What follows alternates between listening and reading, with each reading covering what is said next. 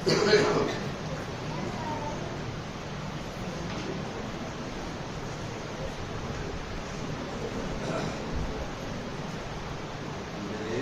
మనకు ప్రశస్తమైన సమయం ప్రభువు మనకు దయచేశాడు. దాని మంచి మందిరం కూడా దేవుడు మనకి ఇచ్చాడు. దేవుడు గొప్ప కార్యాలు చేస్తాడు, దేవుడు అద్భుతాలు చేస్తాడు, దేవుడు ఆశ్చర్యమైన కార్యాలు చేస్తాడు. అంజూరు చెట్టు కింద కూర్చాలని చెప్పినందుకు నువ్వు ఆశ్చర్యపోతున్నావా? వీటి కంటే గొప్ప కార్యాలు నీవు చూస్తావు అని ప్రభు నతనీయులతో చెప్పాడు. కాబట్టి దేశమా భయపడగా సంతోషించి గంతులు వేయము, యెహోవా గొప్ప కార్యములు చేయండి. దేవుడు గొప్ప కార్యాలు చేసే గొప్ప దేవుడు. మన ప్రభు గొప్పవాడు, ఆయన అధిక శక్తి మందుడు. మన ప్రభు గొప్పవాడు, గొప్ప దేవుడు. గొప్పవాళ్ళు గొప్ప పనులు చేస్తారు, బలహీనమైన పనులే చేస్తారు. కాబట్టి మన ప్రభు గొప్పవాడు, ఆయన అధిక శక్తి మందుడు. గొప్ప దేవుడే మన మధ్యలో ఇలాంటి ఘనకార్యం గొప్ప కార్యం జరగటానికి దేవుడు పంపించాడు. అప్పుడు ఇంచుమించుగా నేను భూచర్లు వచ్చినప్పటి నుండి కూడా దేవుడు వస్తానే ఉన్నాను, గ్రామానికి వస్తానే ఉన్నాను. వచ్చాను, సైకిల్ చేసి వచ్చాను, నడిచి వచ్చాను, సైకిల్ వేసి తిరిగేవాడిని, నడిచి కూడా వచ్చేసేవాడు. నడిచి కూడా వచ్చేసి గృహాలని దర్శించి ప్రార్థన చేసి వెళ్ళిపోతా ఉండేవాడు. రామచంద్రపురం అంటే నాకు స్విస్ బ్యాంక్ లాంటి రూపాయలు అవసరం వచ్చాయి, 5,000 అవసరం వచ్చాయి, వచ్చేసేవాడు రామచంద్రపురం. వచ్చేసి ఆయా బిడ్డల దగ్గరికి వెళితే అవసరాలు తీరే. శోధన కాలంలో, కష్టకాలంలో ఇక్కడున్న బిడ్డలు చాలా ఆదరించారు, చాలా ఆదుకున్నారు. మంచి మనసుదారినటువంటి బిడ్డలు వీళ్ళంతా. కాబట్టి అందుచేతే దేవుడి గ్రామానికి వెలుగు ప్రభువు దయచేశాడు. మరి కాబట్టి వీళ్ళ రీతిగా దేవుడు అంచెలంచెలుగా ఇలా దేవుని కార్యాలు ఆయన నిరూపిస్తూ వచ్చాడు. నిరూపిస్తూ వచ్చి ఈ రీతిగా ఈ పనులు ఇలా నిలబెట్టాడు, ఇలా స్థిరపరిచాడు, ఇలా బలపరిచాడు. కాబట్టి ఈ మందిరం మొదట చిన్న మందిరం ఉండేది, తర్వాత విస్తరింప చేయడానికి ప్రభుత్వం కూడా. ఆ ప్రారంభంలో మాకు ఎవరు ఉండేవారంటే ఇక్కడ అప్పయ్య గారు, మరియమ్మ గారు, ఇంకా సద్దమ్మ గారికి గొల్లలావిడ ఆవిడ ఉండేవారు. ఇంకా సుందరమ్మ గారు అనే ఆవిడ ఉండేది ఇక్కడ. ఎవరంటే ఆమె శ్యామల అత్తగారు, ఆ అత్తగారు సుందరమ్మ గారు ఎలా ఉన్నారు, బాగున్నా. ఆవిడ వచ్చే ప్రారంభంలో వీళ్ళు ఉండేవారు, చెల్లమ్మ గారు ఉండేవారు. ప్రారంభంలో చెల్లమ్మ గారు, అప్పయ్యమ్మ గారు, పెద్దమ్మ గారు, మరియమ్మ గారు, సుందరమ్మ గారు, సీతమ్మ గారు కూడా మర్చిపోవడం. ఏదో వాళ్ళ సంఘం ప్రారంభంలో వీళ్ళంతా కూడా జనవరి 1 వచ్చిందంటే చిన్న మందిరం ఉండే గోపశాలలో చిన్న మందిరం పెగిటీలు రాకేసుకు వచ్చేసేవారు. ఒడ్లు పండి బత్తాలు తెచ్చేసేవారు. ఏం లేదు. ఆ రోజుల్లో ప్రేమ తగ్గిపోయిందే ఇప్పుడు. మరి కాబట్టి ఆ రోజులు అలా ఉండేవి, సంతోషంగా ఉండేవి. నడిచి వచ్చేసేవారు, ట్రాక్టర్ వేసి వచ్చేసేవారు. జనవరి 1 వచ్చిందంటే ఎంతో ఉత్సవంగా, ఎంతో సంతోషంగా ఉండేవి ఆ రోజులు. కాబట్టి ఈ బిడ్డలు ఎంతగానో అన్ని విషయాలకు సహకరించారు. కొంతమందిని పెట్టినప్పుడు కూడా ఎంతో కష్టపడ్డారు, శ్రమపడ్డారు. దేవునికి మహిమ కలగాలి. కాబట్టి ప్రియులారా, మరి ఈ మందిరాన్ని మనం కట్టుకుని 2 ఏళ్ళు పూర్తి చేసుకుని 3వ సంవత్సరంలో ప్రవేశించడానికి ప్రభుత్వం పంపించాడు. సుమారు కూడా ఎంతో త్యాగంగా నిలబడ్డాడు. ఈ కన్స్ట్రక్షన్ కొరకు, నిర్మాణం కొరకు సుమారు చాలా త్యాగంగా విధించి నిలబడ్డాడు. అలాగే గ్రామంలో కొంతమంది బిడ్డలు కూడా ఆర్థికంగా సహకరించారు. ఆయన ఖర్చు పెట్టాడు. అది మెట్టుకు ఈ కార్యంలో పూర్తవడానికి ప్రభువు సహాయం చేశాడు. 7 సంవత్సరాల ఇద్దరు ఆరాధన చేసుకోవడానికి ప్రభు కృపించాడు. 7 సంవత్సరాలు ఆరాధన చేసుకుని 3వ సంవత్సరం కూడా ప్రవేశించడానికి ప్రభు కృపించాడు. కాబట్టి ఈ పరిచర్య ఇలాగే కొనసాగాలి.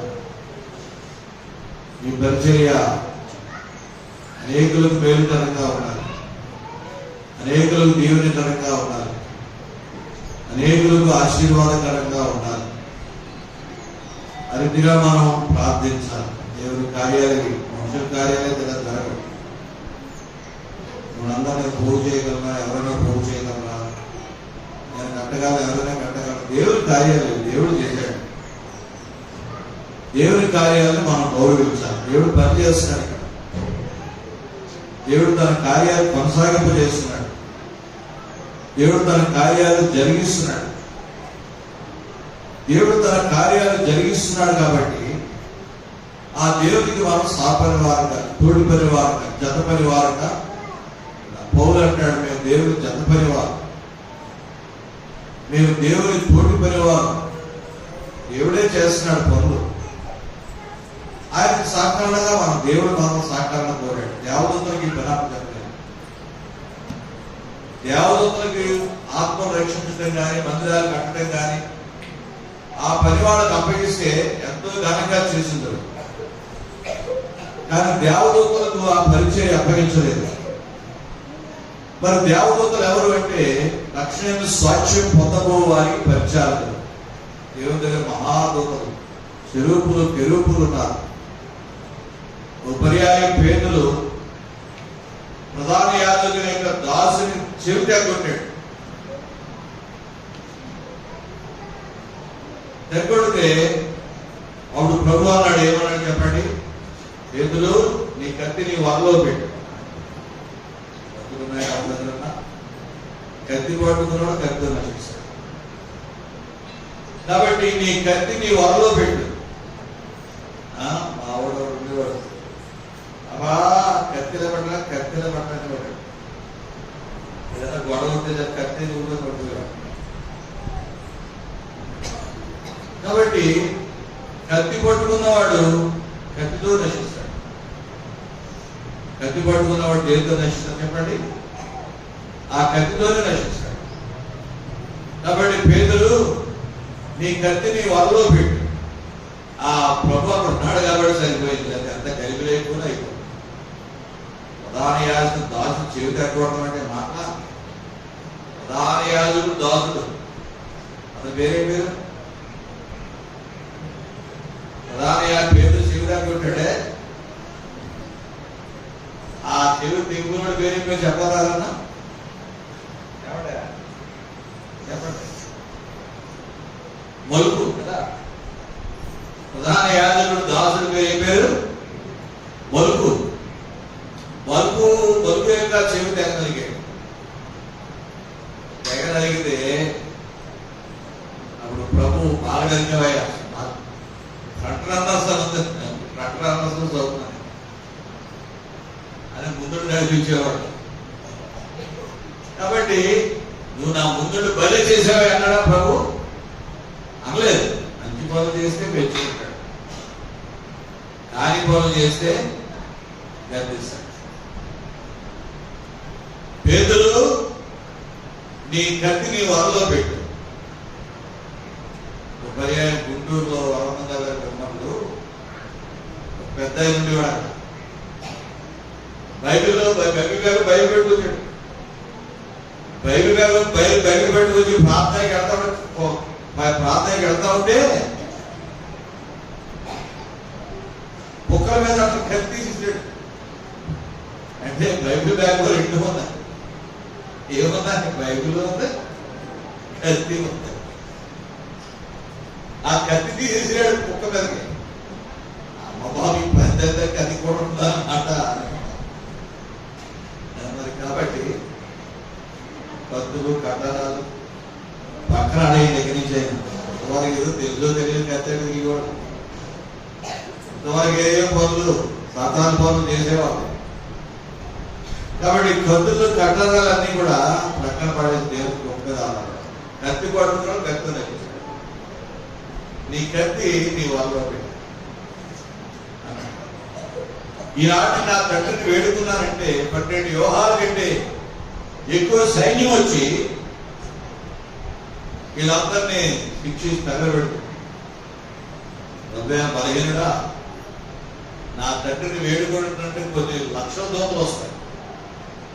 ఒక్క దూతకే సరిపోగలరు. అందుకోలేదు దూతల దేవుని దూతలారా, ఆయన చిత్తం నెరవేర్చి ఆయన మనుషులారా, దేవుని దూతలు దేవుని చిత్తాన్ని తూచతప్పుడు నెరవేర్చారు. మనం ఆయన చిత్తాన్ని నెరవేర్చాం, తప్పిపోతాం. దేవుని దూతలు ఆయన చిత్తాన్ని తూచతప్పుడు నెరవేర్చారు. అలాంటి దూతలు మాకు ఉన్నారు. వాళ్ళు వచ్చారంటే వీళ్ళెవరు నా ముందు ఎవరు? ప్రభు ఏమో అంటున్నాడు ఏం కాదు. అందరూ అనుకునేవారు ఒంటరోడు అనుకునేవారు. ఒంటరోడు ఎందుకు? ఆయన ఇష్టమైన కార్యం నేను ఎల్లప్పుడూ చేస్తున్నాను కాబట్టి ఆయన ఒంటరిగా విడిచిపెట్టలేదు అన్నాడు ప్రభు. కాబట్టి ఎవరు ఒంటరోడు భావించకూడదు. ఆ మాట చూస్తే మనలో ఎవరు కూడా మేము ఒంటరోళ్ళు అని మనం భావించకూడదు. మాకు మా ఇంటి పేరు లేదు, లేకపోతే మా కులమో లేదు, మా కోటలు ఎవరికి ఏం చేస్తారు? దేవుడిని రక్షించాలి, దేవుడిని కాపాడాలి, దేవుడిని ఆదరించాలి, దేవుడిని ఆదుకోవాలి. కానీ ఎవరు దేవుడు చేయరు. మరి కాబట్టి ఒంటరిని ఎవరు భావించరు. ప్రభువు మనకు సహాయం. ప్రభువే నేను ఒంటరిని కాదన్నాడు. ఆయన చిత్తాన్ని ఇప్పుడు నెరవేరుస్తాడు. కాబట్టి నా తండ్రి నన్ను ఒంటరిగా విడిచిపెట్టలేదు. కాబట్టి పిల్లారా, నేను తండ్రి వేడుకడు దూతల సమూహం, దేవుని దూతలు నా దేవుడికి. ఆయన ఆ దూతలు అప్పచెప్పి ఎన్నో పనులు చేసేస్తాను ఆ దూతలు. కానీ వాళ్ళని జత పనివారు అనలేదు ప్రభు. మనల్ని జత పనివారుగా ప్రభు చేసుకున్నాడు. మనల్ని ఎలా చేసుకున్నాడు చెప్పండి? జత పనివారు, తోటి పనివారు. ప్రభుతో కలిసి పనిచేసేవాడు. మనం ఎవరు చెప్పాడమ్మా? ప్రభుతో కలిసి ప్రభువే పనిచేస్తున్నాడమ్మా. ప్రభువే దేవుడు రాజ్యసువార్త ప్రకటిస్తున్నాడు. ప్రభు యొక్క ఆత్మ, ఆయనకు సహకారం. మనం ఎవరు చెప్పండి? ప్రభుకి ఎంత ఆచారికత, ఎంత ధన్యత, ఎంత దేవుని కృప దేవుడు మనకి ఇచ్చాడు. ఆయనతో కలిసి పనిచేసే కృప దేవుడు మనకి ఇచ్చాడు. కాబట్టి దేవుడితో కలిసి పనిచేశాం. దేవుడు మనకి ఇవన్నీ కూడా గ్రహించాడు. కాబట్టి వీటిలో మనం ఆనందించి సంతోషం. కాబట్టి ఈ మందిరానికి మనం ఏ పేరు పెట్టుకున్నాం చెప్పండి? బెత్లెహేమ్ అనే పేరు మనం పెట్టుకున్నాం. దేవుడిచ్చిన పేరు బెత్లెహేమ్. కుగ్రామంలో పుట్టాడు యేసు ప్రభు. బెత్లెహేములోనే యేసు ప్రభు వారు జన్మించారు.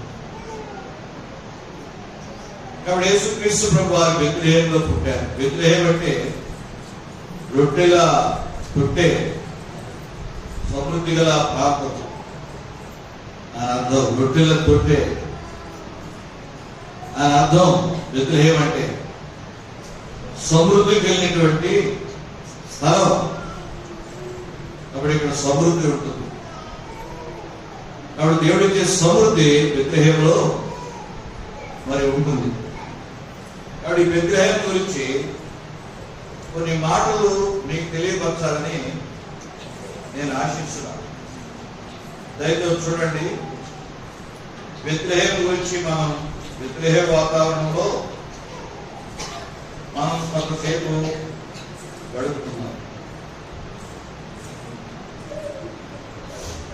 బెత్లెహేము వాతావరణంలో కొంతసేపు ప్రభు సన్నిధిలో మన సమయాన్ని మనం సద్వినియోగం చేస్తున్నాం. దయతో చూడండి. లూకాసు సువార్త 2వ అధ్యాయం. లూకాసు సువార్త 2వ అధ్యాయం. 2వ అధ్యాయం మొదటి నుండి కొన్ని వచనాలు.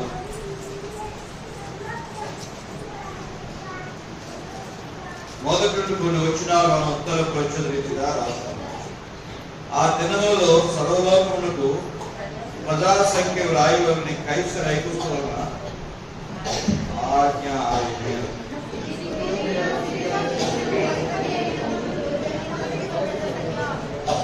అందరూ ఆ సంఖ్యలో రాయబట్టుకు తమ తమ పట్టణంలోకి వెళ్ళిరి.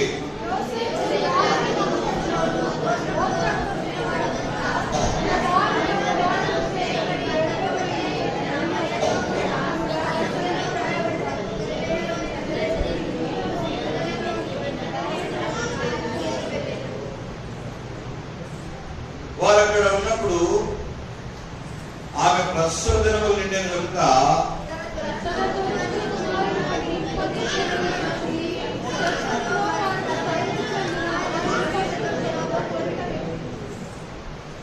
ఇక్కడ కైసర్ ఐగుప్తులో ఒక ఆజ్ఞ జారీ చేయబడింది. కైసర్ ఐగుప్తు అంటే ఎవరైనా? కైసర్ ఐగుప్తు అంటే రోమును పరిపాలించేటువంటి చక్రవర్తి. రోమును పరిపాలించే వాళ్ళందరూ కూడా కైసర్ అంటారు. వినండి, వాక్యం పెద్దగా ఉంటే మీకు మంచి విషయాలు అర్థం అవుతాయి. అబ్బాయిలా కూర్చో, ఈ అమ్మాయి కూర్చోబెట్టండి. ప్రత్యేక పిల్లలు కూడా కలగండి. పిల్లలు కూడా దయచేసి కంట్రోల్ పెట్టి పెద్దగా అంటే మీకే మంచిది. ఎన్ని విషయాలు మీకు అర్థం అవుతాయి. కైసర్ ఐగుప్తు మీకు ఏం తెలుసా? నేను చెప్తాను.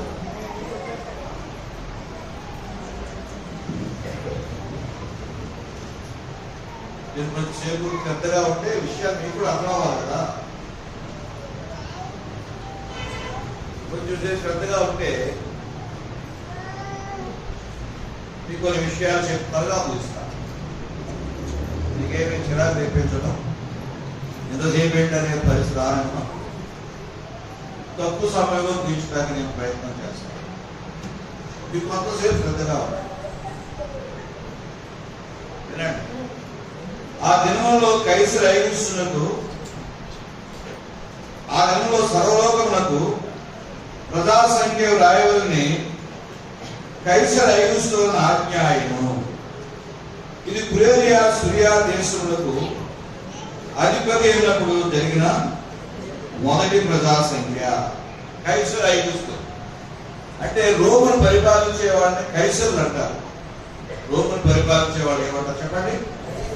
ఆ రోము వాళ్ళే పరిపాలించారు. గతంలో ప్రపంచాన్ని అంతటినీ పరిపాలించారు. ముందు బాబెలు వాళ్ళు పరిపాలించారు, తర్వాత పారసీకులు పరిపాలించారు, తర్వాత గ్రీకులు పరిపాలించారు. యేసు ప్రభు లోకంలో పుట్టే సమయానికి రోము వాళ్ళు పరిపాలిస్తున్నారు, ప్రపంచాన్ని పరిపాలిస్తున్నారు. ఆ రోమును పరిపాలించే చక్రవర్తులు ఏమంటారంటే కైసర్ అంటారు. అదిగో మీకు గుర్తుంటే ఒక మాట చెప్తున్నా, ఏంటది? కైసరుకు పంపించడం న్యాయమా కాదా? ప్రభువును ఎలాగో ఆయనలో తప్పట్టుకోవాలని వచ్చి రకరకాల ప్రశ్నలు వేసేవారు ప్రభుని కదా, రకరకాల ప్రశ్నలు. ఒకసారి ఒక స్త్రీలు పట్టుకొచ్చేసారు ప్రభు దగ్గర స్త్రీలు పట్టుకొచ్చేసి పాపంతో పట్టబడిన స్త్రీని తీసుకొచ్చి ఏం చేశారు?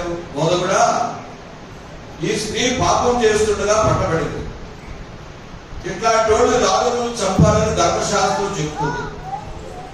మరి నీవే చెప్తావు, చంపమంటావా వద్దంటావా? చంపమన్నాడు అనుకోండి, నీలో కనికరవేది పాపుల వరకు వచ్చావమ్మా, నీలో కనికరవేది అంటారు. పూలవలే ఆడపిల్ల విడిచిపెట్టేయండి అన్న అనుకోండి, విడిచిపెట్టేయండి అంటే ధర్మశాస్త్రం మేలుతున్నావే.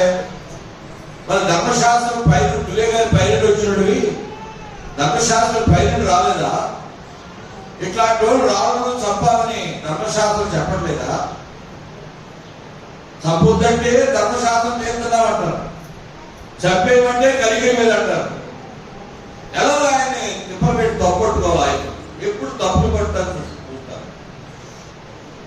కాబట్టి తప్పులు పడటానికి నేరాలు మోపుతారు, నేరాలు మోపడం అపవాదం.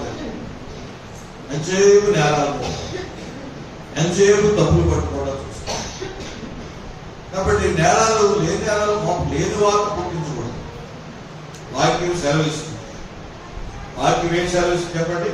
లేని వార్త పుట్టించకూడదు, నేరాలు మోపకూడదు, ఇతరులపై లేని నేరాలు మోపకూడదు, అబద్ధ సాక్ష్యాలు చెప్పకూడదు. డబ్బులు కాసిపోయాడు, వాటి కాసిపోయాడు, వీటి కాసిపోయాడు, కోర్టులో అబద్ధ సాక్ష్యాలు చెప్తారు. అయినా జడ్జి గారు గమనిస్తాడు, ఏది న్యాయంగా చేస్తాడు. కాబట్టి అబద్ధ సాక్ష్యాలు, నేరాలు మోపడం, తప్పులు మోపడం, లేని వార్తలు పుట్టించడం, ఇవన్నీ కూడా దేవునికి అంగీకారం కాదు. మరి కాబట్టి ప్రియులారా, లేని వార్తలు, నేరాలు మరి మోపకూడదు. నేరాలు మోపకూడదు. ఉన్నాయి చెప్పారు, ప్రేమ అనే పాపములు. ప్రేమ ఏం చేస్తున్నామా చెప్పండి? పాపములు కప్పెడతాం. మన బిడ్డలు పొరపాటు చేస్తారు, మనం డబ్బించుకుంటామా? ఇచ్చుకుంటామా? ఇప్పుడు మా పిల్లలకి డబ్బించుకుంటామా? ఇచ్చేది బిడ్డలు కాబట్టి ఏం చేసుకుంటాం? కప్పెట్టుకుంటాం. మంచిదే, సెలబ్రేట్ చేయమని ఏమంటలే. అదే ఇతరుడు చేస్తే ఒక ఆమె ఒక పిల్ల ఏదో పొరపాటు చేసింది, ఆ పిల్లని అందరూ చూసేలాగా ఇలాగ తప్పింది. చూడండి, వెనక్కి అమ్మాయి తప్పిపోయింది. నీకేదో పిల్లలు నీకు ఉన్నారు కదా, పిల్లలు ఇప్పుడు అలా తీసుకెళ్తే నీకు ఉన్నది. కాబట్టి ఇలాంటి స్వభావాలు ఉన్నవాడు ఉంటారు. మరి కాబట్టి ప్రేమ లేక పాపములు కప్పెడుతుంది. ప్రేమ లేకపోతే లేని కూడా కల్పించి ఇతరులను అలవాటు చేస్తారు. కాబట్టి వీళ్ళారా సంతోషంగా నన్ను ఒక మాట అన్నాడు. నేను చాలా ప్రిన్సిపల్గా పొరపాటు ఎక్కువ నాకు అనవసరం అనుకునేవాడు. సంతోష్ గారు మా దోషాలు వచ్చారనుకోండి, ఒక మినిస్టర్ వచ్చినట్టు చేసేవారు వాళ్ళంతా రోజుల్లో. అలా చేసేసి ఆయన ఏమన్నాడు తెలుసా? ఆయన ఏమన్నాడంటే, నా గౌరవాన్ని చాలా జాగ్రత్తగా కాపాడేవాయిందంట అన్నాడు. నాకు ఆయన గౌరవం కాపాడబట్టే కదా ఆయన పదవులా గౌరవించుతాం. అన్ని ఊళ్ళో అలా కాపాడాలి గౌరవం. మరి కాబట్టి నేను అలాగా ఇతరుల గురించి ఏమెత్తుకోకూడదు అనే స్వభావం ఉండేవాడు. నా గౌరవాన్ని చాలా బాగా కాపాడు, మంచిది. కానీ ఆ లాస్ట్లో నాకు కొంచెం నష్టం జరిగింది. ఇవన్నీ వద్దులే. కాబట్టి పిల్లరా, ప్రేమ అనేకమైన పాపాలు కప్పెడుతుంది. అలాగే ప్రేమ లేకపోతే లేని వాటిని క్రియేట్ చేస్తావు, సృష్టిస్తావు. సృష్టించి ఇతరులను ఆదరణ చేస్తావు. అప్పుడు ఏ కుటుంబాన్ని, ఏ బిడ్డలను, ఏ తల్లి కన్నా పిల్లలు, మరి ఏ కుటుంబాలను మనం బయటకు లాక్కూడదు, అలా చేయకూడదు. అది ఎంత మాత్రం కూడా దేవునికి అంగీకారం కాదు. మరి కాబట్టి పిల్లరా, సరే మనం బాగా వచ్చారు. కైసర్ ఐగుస్తు అంటే ఎవరు చెప్పండి? రోమును పరిపాలించే చక్రవర్తి. కైసర్ ఐగుస్తు అంటే ఎవరన్నా చెప్పండి? రోమును పరిపాలించే చక్రవర్తి. ఈ రోమును పరిపాలించే చక్రవర్తి మరి ఏం చేశాడు చెప్పండి? ఎందుకు చెప్పారు ఆ మాట అంటే, కైసర్ అంటే ఎవరో చెప్పడానికి ఎంత చెప్పాను. కైసరు పన్నించడం న్యాయమా కాదా అన్నారు కదా. అక్కడేమో స్త్రీని నిలబెట్టి ఆయనలో తప్పట్టుకోవాలని చూశారు. ఇంకో తప్పేంటి? కైసరు పన్నివ్వడం న్యాయమా కాదా? ఏమైనా యూదుడు రాజే కదా, ఈ రాజు విడిపిస్తాం, ఈ యూదుడు రాజు మీరే చంపుకుంటారేటయ్యా, మాకెవడు రాజు లేడు, కైసరే మాకు రాజు. గుర్రె అంటే కట్టుకోడు నమ్ముందట. గుర్రె ఎవరు నమ్ముంది చెప్పండి? ఆ కైసరే మాకు రాజు. మంచి యేసుని ఏం చేయమంటారు? మీ రాజే కదా, యూదుడు రాజే కదటయ్యా, మా కైసరు తప్ప ఎవరు రాజు లేడు. గుర్రె కట్టుకోడు నమ్ము. ఆ గడ్డి నుండే మాకు రాజు అంటున్నారు. ఈ దీనుని సిలువేయమంటున్నారు. ఈ దీనుని ఏం చేయమంటారు చెప్పండి? వాళ్ళు సిలువేయమంటున్నారు. అది మనలో మాట్లాడారు కదా, ఏమన్నా చెప్పండి? కైసరు బంధించుట న్యాయమా కాదని ఇచ్చారు ప్రభు దగ్గర. కైసరు బంధించుట న్యాయమా కాదా అంటే తప్పట్టుకోవాలి. కైసరికి ఏం తీసుకురా పన్ను నాకే ఉన్నట్టే కైసరుతో చెప్పేస్తారండి. ఇప్పుడు తెలుగు ప్రభువు తప్పే పట్టుకుంటారండి. వాడు ప్రభు కైసరికి ఇవ్వండియా, దేవునికి ఇవ్వండి, ఎవరికి ఇచ్చేదానికి ఇవ్వండి. ఏమన్నాడు ప్రభు చెప్పండి? కైసరికి కట్టండి, దేవునికి కట్టండి, ఎవరికి ఇచ్చేదానికి ఇవ్వండి. మనం ఎవరికి ఇచ్చేదానికి చెప్తాం, దేవునికి ఇవ్వం. మనం చేసే పొరపాటు ఏంటి చెప్పండి? జీతాలు వస్తాయి, వెంటనే కేటాయించేస్తాం. ఇది పాలకి, ఇది సాగలకి, ఇది లాటరీకి, ఇది మంగళకి, ఇది ఇంటి పనికి, ఇది క్యాప్ పనికి, ఇంకా ఇది నెలంతా గ్లాసు కిరాడాకి. ఎవరైనా కేటాయించేస్తారు, మంచిదే. దేవునిది ఏది? ఇది దేవునిది అది వాడు ఉన్నారా?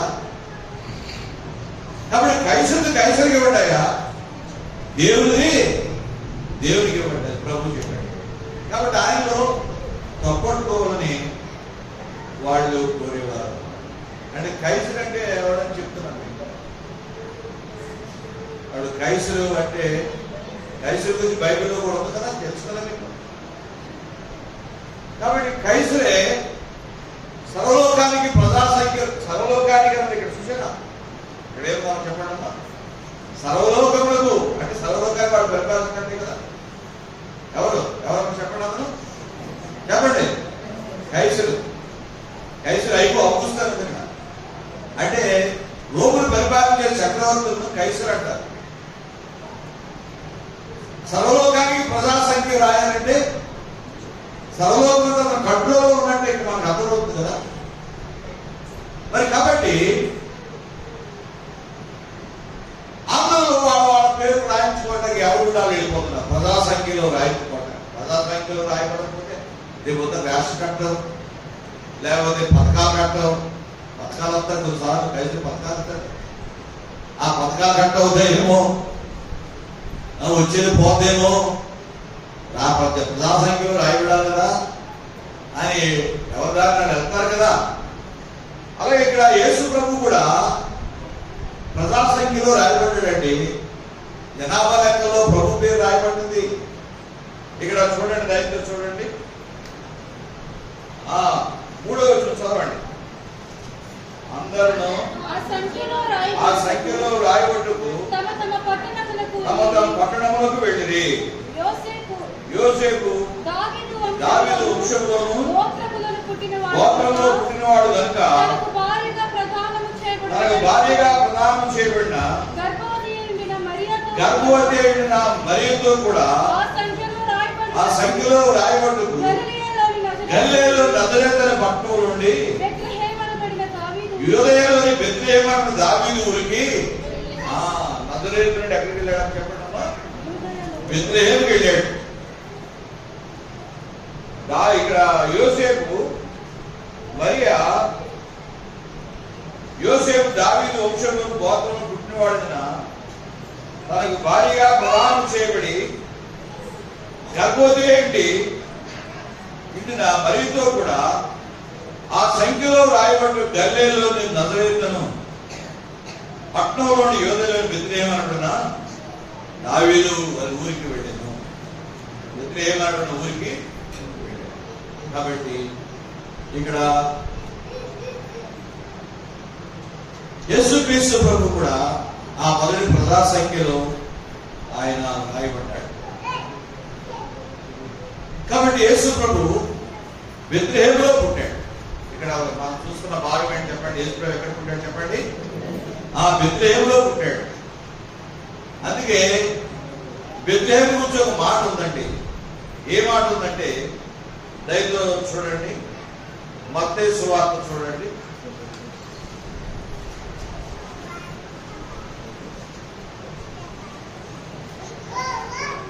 మత్తయి సువార్త 2వ అధ్యాయం 5వ వచనం.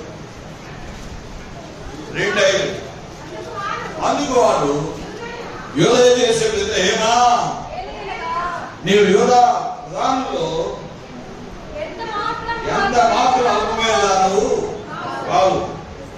ఇశ్రాయేలును నా ప్రజలను పరిపాలించు అధిపతి నీలో నుండి యూదయ దేశం బెత్లెహేమా, నీవు యూదా ప్రధానుల్లో ఎంత మాత్రం అల్పమైన దానవు కావు. కాబట్టి బెత్లెహేము ఎంత ఘనత వచ్చిందో చూసారా? కుగ్రామం, చిన్న గ్రామం, పొద్దుబాటి జనాంగం, బలహీనమైన జనాంగం, పేద జనాంగం, స్వల్ప జనాంగం, ఎవరు లక్ష్య పెట్టని జనాంగం బెత్లెహేము. ఆ బెత్లెహేముకి ఎంత ఘనత వచ్చింది ఇక్కడ చూస్తాం. యూదయ దేశం బెత్లెహేమా, నీ యూదా ప్రధానులు ఎంత మాత్రము అల్పమైన దానం కావు. యూదా ప్రధానులు ఎంత మాత్రం అల్పమైన దానం కావు. ఇశ్రాయేలు నా ప్రజలు పరిపాలించే అధిపతి నీలో నుండి వచ్చు. ఎవరిలో తక్కువ దానం కావు నీవు. అలా బెత్లెహేము బిడ్డలను కూడా ఎవరిలో తక్కువ కాదు. ఈ బెత్లెహేము లేక రామచంద్రుని గ్రామం ఈ ఇండియా దేశంలో ఒకవేళ ఆయన పెద్ద పెద్ద పట్టణాలు ఉండొచ్చు. ఎన్నున్నా కూడా దేవుడి గ్రామాన్ని ఆధిక్యం ఇచ్చాడు. దేని బట్టి? ఏం ఫ్యాక్టరీస్ వచ్చాయా? కాదు. ఏమైనా నిధులు వచ్చాయా? ఏమైనా మరి ఏమైనా వ్యాపార సంస్థలు వచ్చాయా? కాదు. దేవుని సన్నిధి వచ్చింది. ఈ గ్రామానికి ఏమొచ్చింది చెప్పండి? దేవుని యొక్క ఘనంగా చెప్పుకుంటారు, ప్రపంచంలో చెప్పుకుంటారు. అలా గ్రామంలో బెత్లెహేము ప్రార్థనా మందిరం ఉంది, కుగ్రామం. అక్కడ దేవుని కార్యాలు జరుగుతున్నాయి, దేవుని పిల్లలు ఉన్నారు, దేవుని బిడ్డలు ఉన్నారు, దేవుని కార్యాలు కొనసాగుతున్నాయి అని ప్రపంచమంతా చెప్పుకున్న దేవుడు ఘనకార్యం ఇక్కడ జరిగించాడు. బెత్లెహేము ప్రార్థనా మందిరాన్ని దేవుడు ఇక్కడ నిలబెట్టాడు. కాబట్టి ప్రియులారా, యూదయ దేశం బెత్లెహేమా, నీ యూదా ప్రధానులు ఎంత మాత్రం అల్పమైన దానం కావు. ఇశ్రాయేలు ప్రజలను పరిపాలించే అధిపతి నీలో నుండి వచ్చును అని మనం ఇక్కడ చూస్తున్నాం. కాబట్టి ప్రియులారా, దేవుడు కంతగల ప్రాంతంలో బెత్లెహేమును చేశాడు. అలాగే ఎంతో దేవుడు అక్కడ ఉన్నాడు. అక్కడ పుట్టాడు, అక్కడ పెరిగాడు. కాబట్టి ప్రియులారా, అప్పుడే ఒక నక్షత్రం ఆకాశంలో వెలిసింది. యేసు ప్రభు పుట్టినప్పుడు సత్తరులో స్థలం లేదన్నారు. సత్తరులో స్థలం లేదన్నారు కాబట్టి ఆయన ఎక్కడ పుట్టాడో తెలియదు. పశువుల పాకలో పరుండ పెట్టారు. ఆ పశువుల పాకలోకి ఎవరు వచ్చి ఎంతమంది వచ్చారు? జ్ఞానం. యేసు ప్రభు పుట్టాడు. మరి ఆకాశంలో వింతైన నక్షత్రం వెలిసింది. వింతైన నక్షత్రం వెలిస్తే ఆ నక్షత్రాన్ని చూసి యూదుల రాజు పుట్టాడని గ్రహించారు. యూదుల రాజు పుట్టాడని గ్రహించి వినేసి ఊరుకున్నారా? వినేసి ఊరుకోలేదు. మనం బెత్లెహేము వరకు వెళ్ళి చూద్దాం రండని ఆ జ్ఞానులు కొన్ని నెలలు ప్రయాణం చేసి యేసు ప్రభువును చోటుకు వచ్చారు. బెత్లెహేము గ్రామానికి వచ్చారు.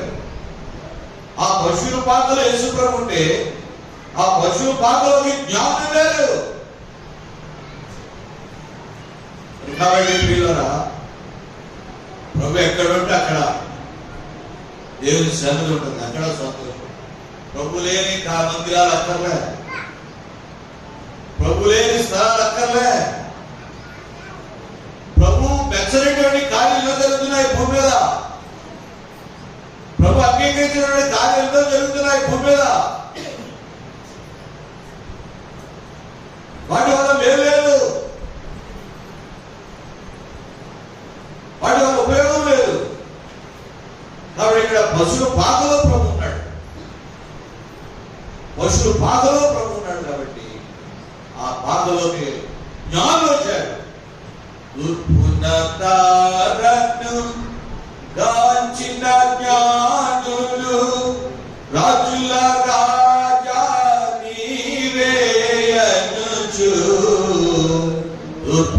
ఉప్పునతారను దాచిన జ్ఞానులు రాజుల రాజా నీవే అనుచు బంగారము రాణి బోలమును బంగారము రాణి బోలమును అర్పించి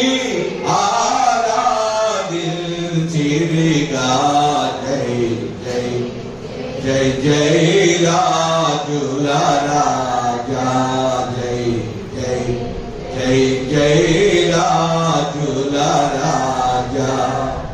కాబట్టి ప్రియులారా, ఆ పాకలో ప్రభు ఉన్నాడు. ప్రభు ఉన్నాడు కాబట్టి కొన్ని నెలలు ప్రయాణాలు చేసుకుని తూర్పు దేశంలో జ్ఞానులు వచ్చి ఆ శిశువుని యేసుకు సాగిలపడి నమస్కారం చేశాడు. ప్రభు అక్కడ ఉన్నాడు కాబట్టి జ్ఞానులు అక్కడికి వచ్చారు. కొన్ని వేల కిలోమీటర్లు ప్రయాణం చేసి జ్ఞానులు అక్కడికి వచ్చి ఆరాధన ఈయనంత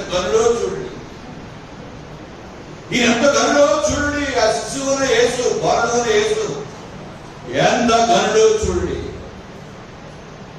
తాను కొలవన్న శ్రేష్టమైన వస్తువులన్నింటిలో 10వ భాగం అబ్రహాం మెల్కీసెదెకుకి ఇచ్చాడు. ఎంత గనుడో చూడండి. ఎంతో ఘనమైన వాడు. కాబట్టి తూర్పు దేశంలో జ్ఞానులు యెరూషలేముకు వచ్చి లేక బెత్లెహేముకు వచ్చి ఆ ప్రభువుని ఆరాధించారు. బంగారం సాంబ్రాణి బోళం ఆయన కానుకలు గారు ప్రభు ఉన్నాడు. అక్కడ ఆరాధించాడు. ఆరాధన జరిగాయి.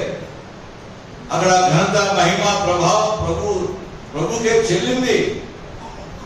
కాబట్టి బంగారం రాజులకి ఇచ్చే కానుక.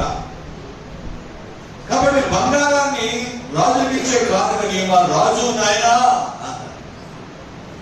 యూదులు రాజు కోసం కనిపెడుతున్నారు. ఒక మెస్సియా వస్త్రాన్ని కనిపెడుతున్నారు. ఆ రాజు నేను యూదులు రాజునే అని చెప్పాడు. నీవు యూదులు రాజువా? నేను రాజులే కానీ లోక సంబంధమైన రాజుని కాదు. లోక సంబంధం రాజు అయితే నా సేవకు నాతో పోట్లాడతారు. నేను పర సంబంధమైన రాజు. యూదులు రాజు చనిపోయినప్పుడు కూడా ఆ శిలువ మీద పిలాతు 3 భాషల్లో ఈయన యూదులు రాజు అని రాశాడు. కింగ్ ఆఫ్ జ్యూస్, యూదుల రాజు అది శిలువ మీద రాసి పెట్టాడు. గ్రీకు భాషలో, ఇంకా ఇబ్రూ భాషలో, గ్రీకు భాష, ఇబ్రూ భాష, ఇంకో భాష ఏంటంటే గ్రీకు భాష, ఇబ్రూ భాష, గ్రీకు, ఇబ్రూ. చూడండి, చూద్దాం, బైబిల్ చూద్దాం. యోహాను సువార్త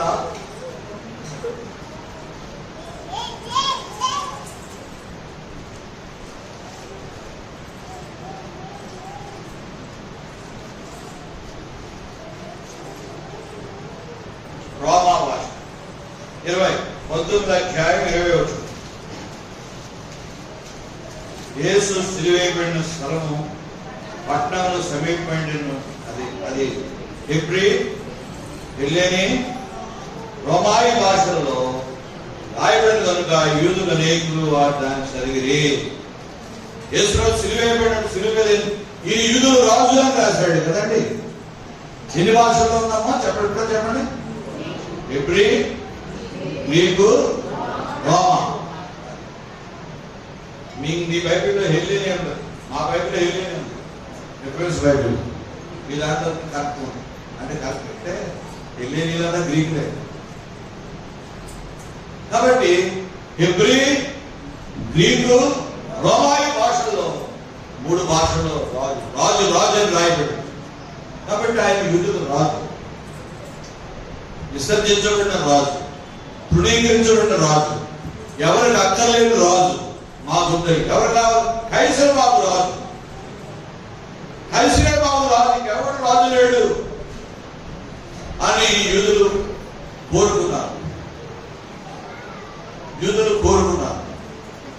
మరి కాబట్టి పిల్లరా, ఆయన రాజు, ఆయన కాబట్టి బంగారం ఆయన కానుకలు కనిపించారు. సాంబ్రాణి ధూప సమయంలో యాజకులు వాడతారు. నువ్వు మా యాజకుడు బలిస్తాడు. అందరు యాజకులు లాంటి యాజకుడు కాదు, ఆయనే బలయ్యాడు. యాజకులు బలిస్తారు. కాబట్టి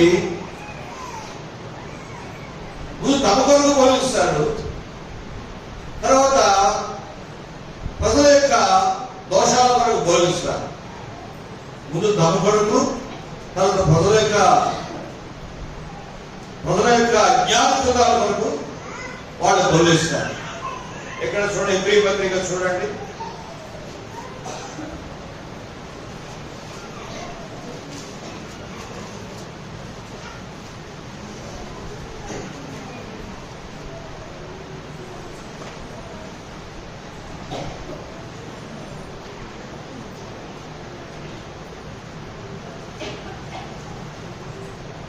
హెబ్రీ పత్రిక 7వ అధ్యాయం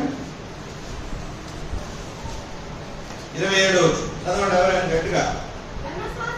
ధర్మశాస్త్రం బలహీనత గల మనుషులను యాజకులుగా నియమించును గాని ధర్మశాస్త్రం తర్వాత వచ్చిన ప్రమాణపూర్వకమైన వాక్యము నిరంతరము సంపూర్ణ సిద్ధి పొందిన కుమారుడు నియమించిన కనుక ఈయన ప్రజల కొరకు మొదట తన సొంత పాపముల తరువాత ప్రజల కొరకును దినదినం అర్పించవలసిన అవసరం గలవాడు కాడు. తను తాను అర్పించుకున్నాడు ఒకసారి పనిచేసి. ముందు యాజకులు ఏం చేస్తారండి? యాజకులు ఏం చేస్తారు చెప్పండి? మొదట తమ కొరకు బలిస్తారు, తరువాత ప్రజల యొక్క అజ్ఞాన కృతాల కొరకు బలిస్తారు. కాబట్టి ఆయన తన కొరకు చేసుకోవాల్సిన పని ఏమి లేదు. యేసు ప్రభు తన కొరకు బలి చేసుకోవాల్సిన పని అంతా ప్రజల యొక్క అజ్ఞాన కృతాల కొరకు ఆయన చచ్చిపోయాడు. కాబట్టి ప్రజల యొక్క అజ్ఞాన కృతాల కొరకు ఆయన చచ్చిపోయాడు. ప్రజల అజ్ఞాన కృతాల కొరకు మహాబలి ఆ ప్రభువు చేయబడినటువంటి వాడుగా ఆయనే మనకు సాలినవాడు. ఇటు 27-26 పవిత్రుడును నిర్దోషియు నిష్కల్మషుడును పాపుల్లో చేరే ప్రత్యేకం ఉన్నవాడును ఆకాశ మండలం కంటే మీకు హెచ్చని వాడినైనా ఇంటి ప్రధాన యాజకుడు మనకు ఎవరు సరిపోరు. మనకు ఎవరు సరిపోతారమ్మా? ఎవరు సరిపోరు మనకి. పవిత్రుడు, నిర్దోషి, నిష్కల్మషుడు, పాపుల్లో చేరక ప్రత్యేకముగా ఉన్నవాడు, ఆకాశ మండలం కంటే మీకు హెచ్చైన వాడినైనా ప్రధాన యాజకుడు మనకు యేసు ప్రభువే చాలు. ఇంకెవరు చాలు మనం రక్షించడానికి, ఎవరు చాలు. ఎట్లయితే కోట్ల యొక్క రక్తం మానవ పాపం తీసివేయక అసాధ్యం. అది పరిశుద్ధ రక్తం కావాలి. కాబట్టి యేసు ప్రభువే పరిశుద్ధుడు, పరిశుద్ధంగా పుట్టాడు, పరిశుద్ధంగా జీవించాడు. ఆ పావనుడు సిలువలో బలయ్యాడు.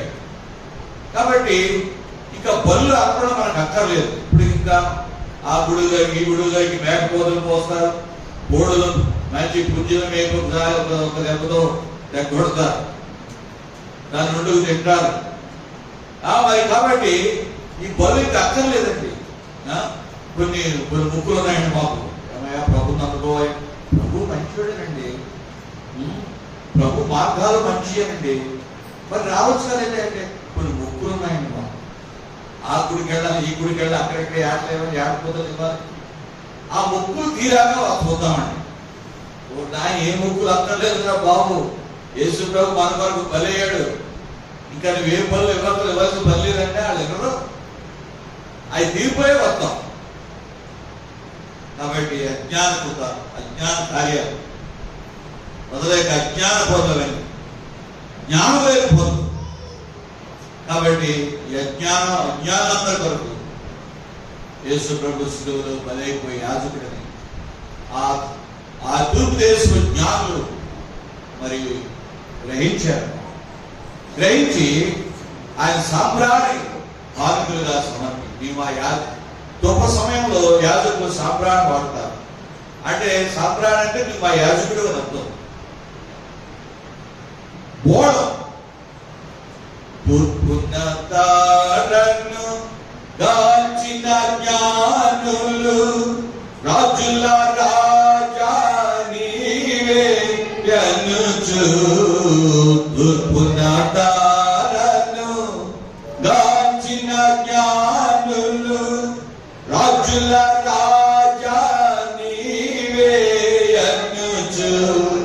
బంగారము సామ్రాణి పొలమును బంగారము సామ్రాణి పొలమును అర్పించి ఆరాధించి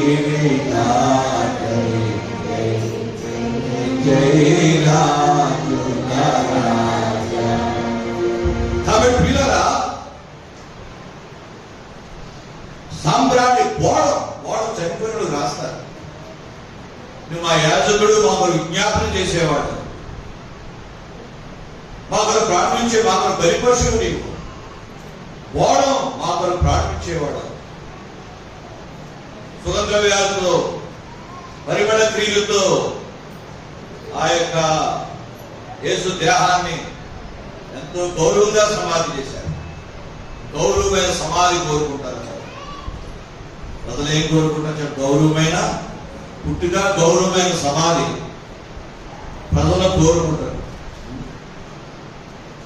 మరి కొంతమంది పుడతారు, సమాధి చేయడానికి కూడా శవం దొరకదు. అలాంటి జీవితానికంటే పడిపోయిన పిండం అయితే మంచిది అంటాడు ప్రసంగి. క్రమమైన సమాధి ఇక్కడ ప్రభువుకు దొరికింది కదా. అరిగితే యోసేపు తాను తెలుసుకున్న ఆ యొక్క సమాధిని ప్రభువుకి ఇచ్చాడు. ఆ బోళము రాశారు, ఇంకా పరిమళ క్రియలన్నీ జరిగించారు. ఎంతో ఘనముగా భక్తి మర్యాదలతో ఆ ప్రభు యొక్క భౌతిక దేహాన్ని ఖననం చేశారు, సమాధి చేశారు. కాబట్టి తూర్పు దేశంలో జ్ఞానులు బంగారు సాంబ్రాణి బోళమాయని కానుకలుగా సమర్పించి ఆయన మా దేవుడు నొప్పుకున్నారు. కాబట్టి బెత్లెహేములో ప్రభు పుట్టాడు. ఆ బెత్లెహేము జ్ఞానులు వచ్చారు. అక్కడ ప్రభు ఉన్నాడు కాబట్టి జ్ఞానులు వచ్చారు. కాబట్టి ఇక్కడ ప్రభు ఉన్నాడు అనేకులు గ్రహిస్తారు. అనేకులు గ్రహించి జ్ఞానులు వస్తారు. అలాంటి రోజుల్లో వనులు వస్తారు, గొప్పవారు వస్తారు. ఇక్కడ సేద తీర్చుకుంటారు, ఇక్కడ తృప్తి పొందారు, ఇక్కడ దేవుని కార్యాల్లో పాలు పొందారు. దేవునికి మహిమ తెస్తారు. కాబట్టి పిల్లరా, సరే జ్ఞానం వస్తూ వస్తే ఏం చేశారు? ఆ కొంత సొంత జ్ఞానం వాడారు. ఏంటి సొంత జ్ఞానం? యూదుడు రాజు పుట్టాడు, ఆ నక్షత్రాన్ని చూసి యూదుడు రాజు పుట్టాడని గ్రహించారు. మరి యూదుడు రాజు పుట్టి ఎక్కడ పుడతాడు? రాజు అంటే రాజభవనాల్లో పుడతాడు కదా. కాబట్టి అప్పుడు ఎవరు దేశాన్ని ఎవరు పరిపాలిస్తున్నారు? హేరోదు రాజు. కైసరు అపాయింట్ చేశాడు హేరోదు, పిలాతు గవర్నర్లు. హేరోదు రాజు పరిపాలిస్తా ఉంటే ఆ హేరోదు మందిరంలోకి వెళ్ళిపోయారు. ఆ జ్ఞానులు అడిగారు, అయ్యా యూదుడు రాజు పుట్టాడా మీ భవనంలో? యూదుడు రాజా అని కలవరపడిపోయాడు. కలవరం వచ్చేసింది. నీతిమంతుడు సింహంలాగా ధైర్యంగా ఉంటాడు. నీతిమంతుడు ఎలా ఉంటాడు చెప్పండి? సింహంలాగా ధైర్యంగా ఉంటాడు. ఎందుకు కలవరం? ప్రభు విడిచిపెట్టేస్తాడు. వాడు నీతిమంతుడు కాదు. ఏ రోజు పురుగులు పడి తెచ్చాడు తర్వాత వాడు. కాబట్టి ఏ రోజు రాజు దగ్గరికి అడిగారు నిదానించాలిగా. ఏ రోజు అయ్యా రాజు పుట్టాడు ఇక్కడ. రాజా నేనే రాజు, నీకు రాజు పుట్టాడా అని కలవరపడిపోయాడు. కలవరం ఎప్పుడు వచ్చిందో? కపడం వచ్చింది. కపడం వచ్చాడు. అయ్యా జ్ఞానులారా, రాజు ఇక్కడ పుట్టలేదు కానీ ఎక్కడ పుట్టాడు వెళ్ళండి ఆయన, ఎక్కడ పుట్టాడు వెళ్ళి ఆరాధించండి ఆయన. మరలా వచ్చినా చెప్పండి అమ్మా, నేను కూడా వెళ్ళి ఆరాధిస్తానంటే ఓహో ఇక్కడ పుట్టలేదు అనుకుని మరలా నక్షత్రాన్ని పట్టుకున్నారు. ఆ నక్షత్రం వెళ్ళి శిశువు ఉన్న చోటు ఆ పశువుల పాక మీద నిలబడింది. ఆ నక్షత్రాన్ని చూసి అత్యానంద భరితులయ్యారు. అత్యానంద భరితులై వారు లోపలికి వెళ్ళి ఆరాధించారు. ప్రభువు చెప్పాడు, మరలా రాజు దగ్గరికి వెళ్ళకండి, పూర్తి త్యాగంతో కనిపెడతారు. జ్ఞానం వస్తారా, జ్ఞానం వస్తారా, జ్ఞానం వస్తున్నారా? ఉదయం అయిపోయింది, సాయంకాలం అయిపోయింది, 2 అయిపోయింది, 3 జ్ఞానం వస్తున్నారా? త్యాగంతో కనిపెడుతున్నాడు. వస్తే దేవుడు ఆరాధించడం కాదు, హతమార్ చేస్తాడు. తనకి మరో రాజు పుడితే నా రాజరికానికి ఎసరు పెట్టేస్తాడు అని భావించాడు. భావించి త్యాగంతో ఈ రోజు రాజుకి వెళ్ళొద్దని మరి దూత చెప్తే మళ్ళా వేరొక మార్గం వెళ్ళిపోయాడు. జ్ఞానం రాకపోవడం చూస్తారు, అపహరించారని గ్రహించి ఇంకా ఉపోద్యోగుడు వెళ్ళిపోయాడు. ఉపోద్యోగుడు ప్రధాన యాజకులు శాస్త్రం కలిసి సమకూర్చాడు. సమకూర్చి యూదుడు రాజు ఎక్కడ పోతాడు చెప్పండి? శాస్త్రుల్ని పరిశీలనతో ఆజ్ఞాపించాడు చెప్పండి అంటే వాళ్ళు చెప్పేశారు. చెప్పబోతున్నారు కూడా ఏం చెప్పారండి? మత్తయి సువార్త రండి.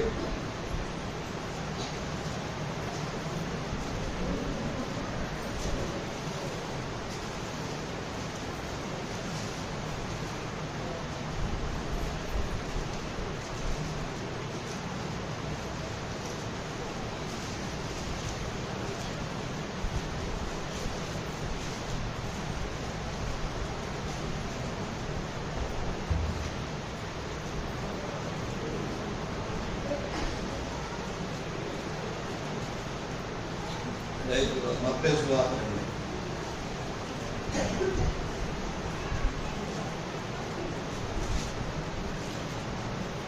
2వ అధ్యాయం 4 మత్తయి 2:4. కాబట్టి రాజు ప్రధాన యాజకులను పదవులను శాస్త్రులను అందరినీ సమకూర్చి క్రీస్తు ఎక్కడ పుట్టిన వారు అడిగాను. అందుకు వారు యూదయ దేశం బెత్లెహేములోనే. యూదయ దేశం బెత్లెహేమా, నీవు యూదా ప్రధానంలో ఎంత మాత్రమును అల్పమైన దానము కావు. ఇశ్రాయేలును నా ప్రజలను పరిపాలించే అధిపతి నీలో నుండి వచ్చిన ప్రవక్త ద్వారా రాయబడినది. కాబట్టి అది చెప్పేశారు, యూదయ దేశం బెత్లెహేములోనే పుడతాడండి యూదుడు రాజు. ఎందుచేతంటే మీకాలో చెప్పాడండి. ఏం చెప్పాడు? యూదయ దేశం బెత్లెహేమా, నీవు యోధా ప్రధానులు ఎంత మాత్రం అల్పమైన కాదు కాదు. ఇశ్రాయేలు నా ప్రజలను పరిపాలన జరుపుది నీలో నుండి వస్తాడని రాయబడి ఉందండి అని చెప్తే అంత పరిష్కారంగా తెలుసుకుని ఆ యోదయ దేశం బెత్లెహేములో 2 సంవత్సరాల లోపున చిన్నపిల్లలు అందరినీ చంపారు. వాళ్ళలో ఎవరో ప్రయత్నాడు యేసని. అయితే యేసుని తప్పించాడు దేవుడు. ఏ రోజు చంపడానికి చూస్తున్నాడు. ఆ బిడ్డ తీసుకుని కాబట్టి ఐగుప్తుకి వెళ్ళిపోమన్నాడు. ఎక్కడికి వెళ్ళిపోమన్నాడు చెప్పండి. 13 చదవండి. ఇవన్నీ మీకు కావాలి తెలుసుకుంటాం మంచిది. వారు వెళ్ళిన తర్వాత ప్రభువుతో స్వప్నమందు యోసేపు ప్రత్యక్షమై ఏ రోజు ఆ శిశువును సంవరంలో ఆయన ఎదుర్కొంటున్నాడు కనుక నీవు లేచి ఆ శిశువుని తల్లిని ఎండబెట్టుకుని ఐగుప్తుకు పోయి నేను నీతో తెలియచెప్పు అక్కడనే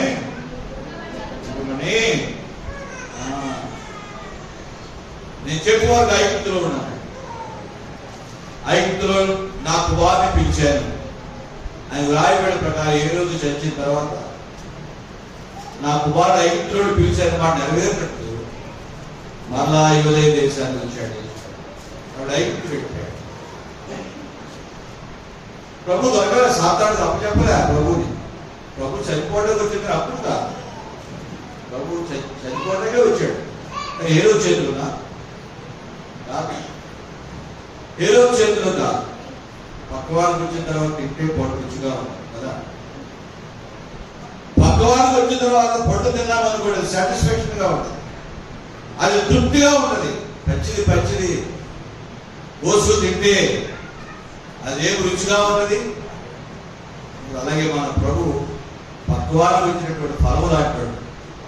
ఫస్ట్ ఫ్రూట్ అన్న పేరు ప్రభు. ప్రథమ ఫలం అనే పేరు. ఎలాంటి పక్వానికి వచ్చిన ఫలం చెట్టు ఫలం తింటే అంత రుచిగా ఉంటుంది. అలాగే పక్వానికి వచ్చిన ఫలం తింటే ఎంత రుచో అలాగే ప్రభు నిండు ఎవరొస్తాడు. 30 సంవత్సరాలు ఎవరొస్తాడు.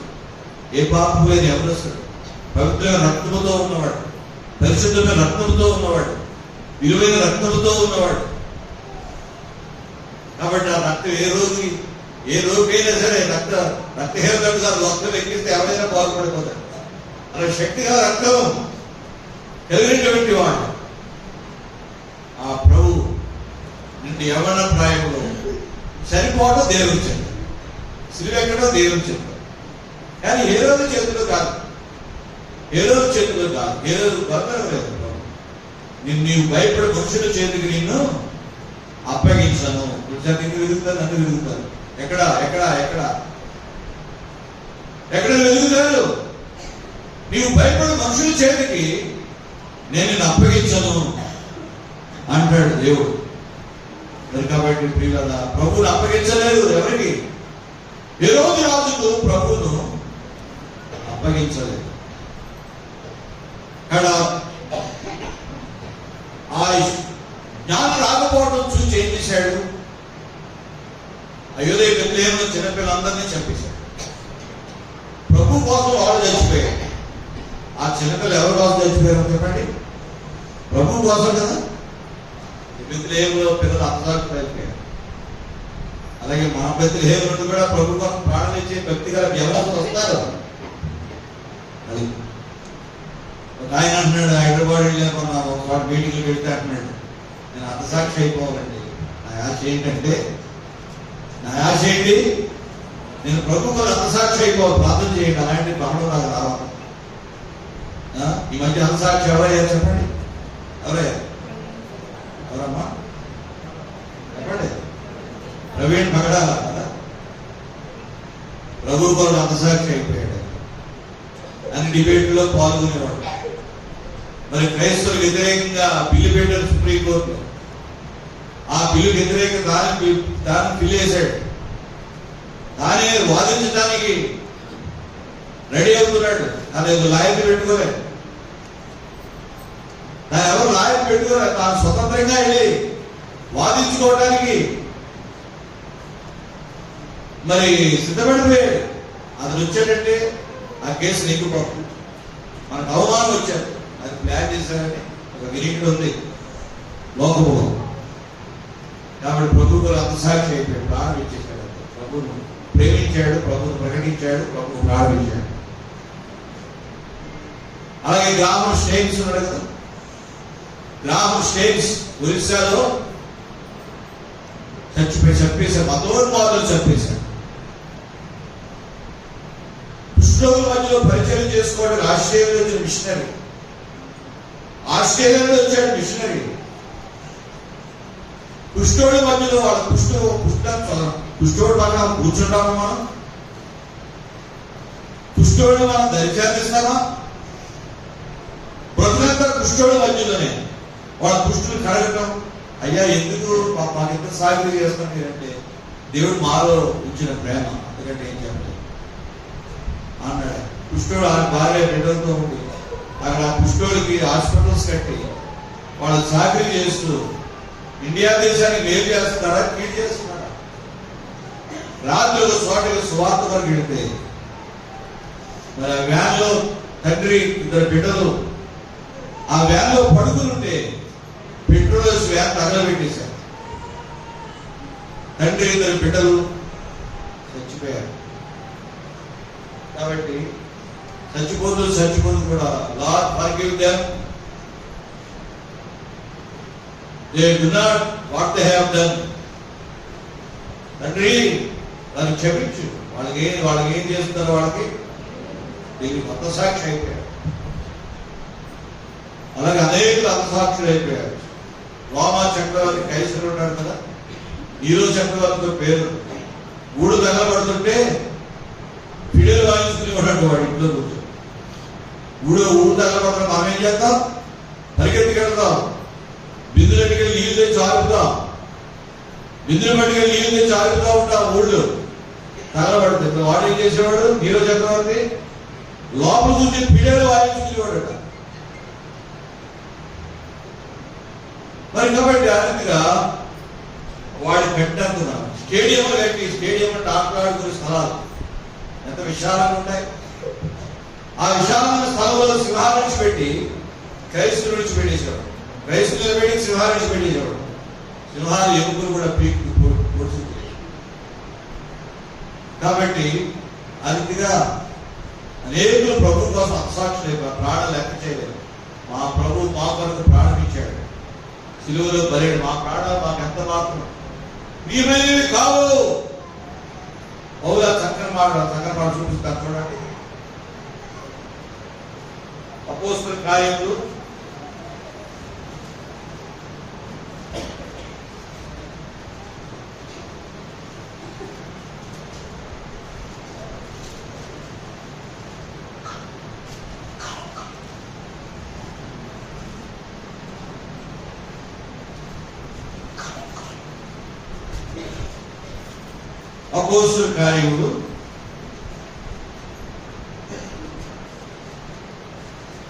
21వ అధ్యాయం.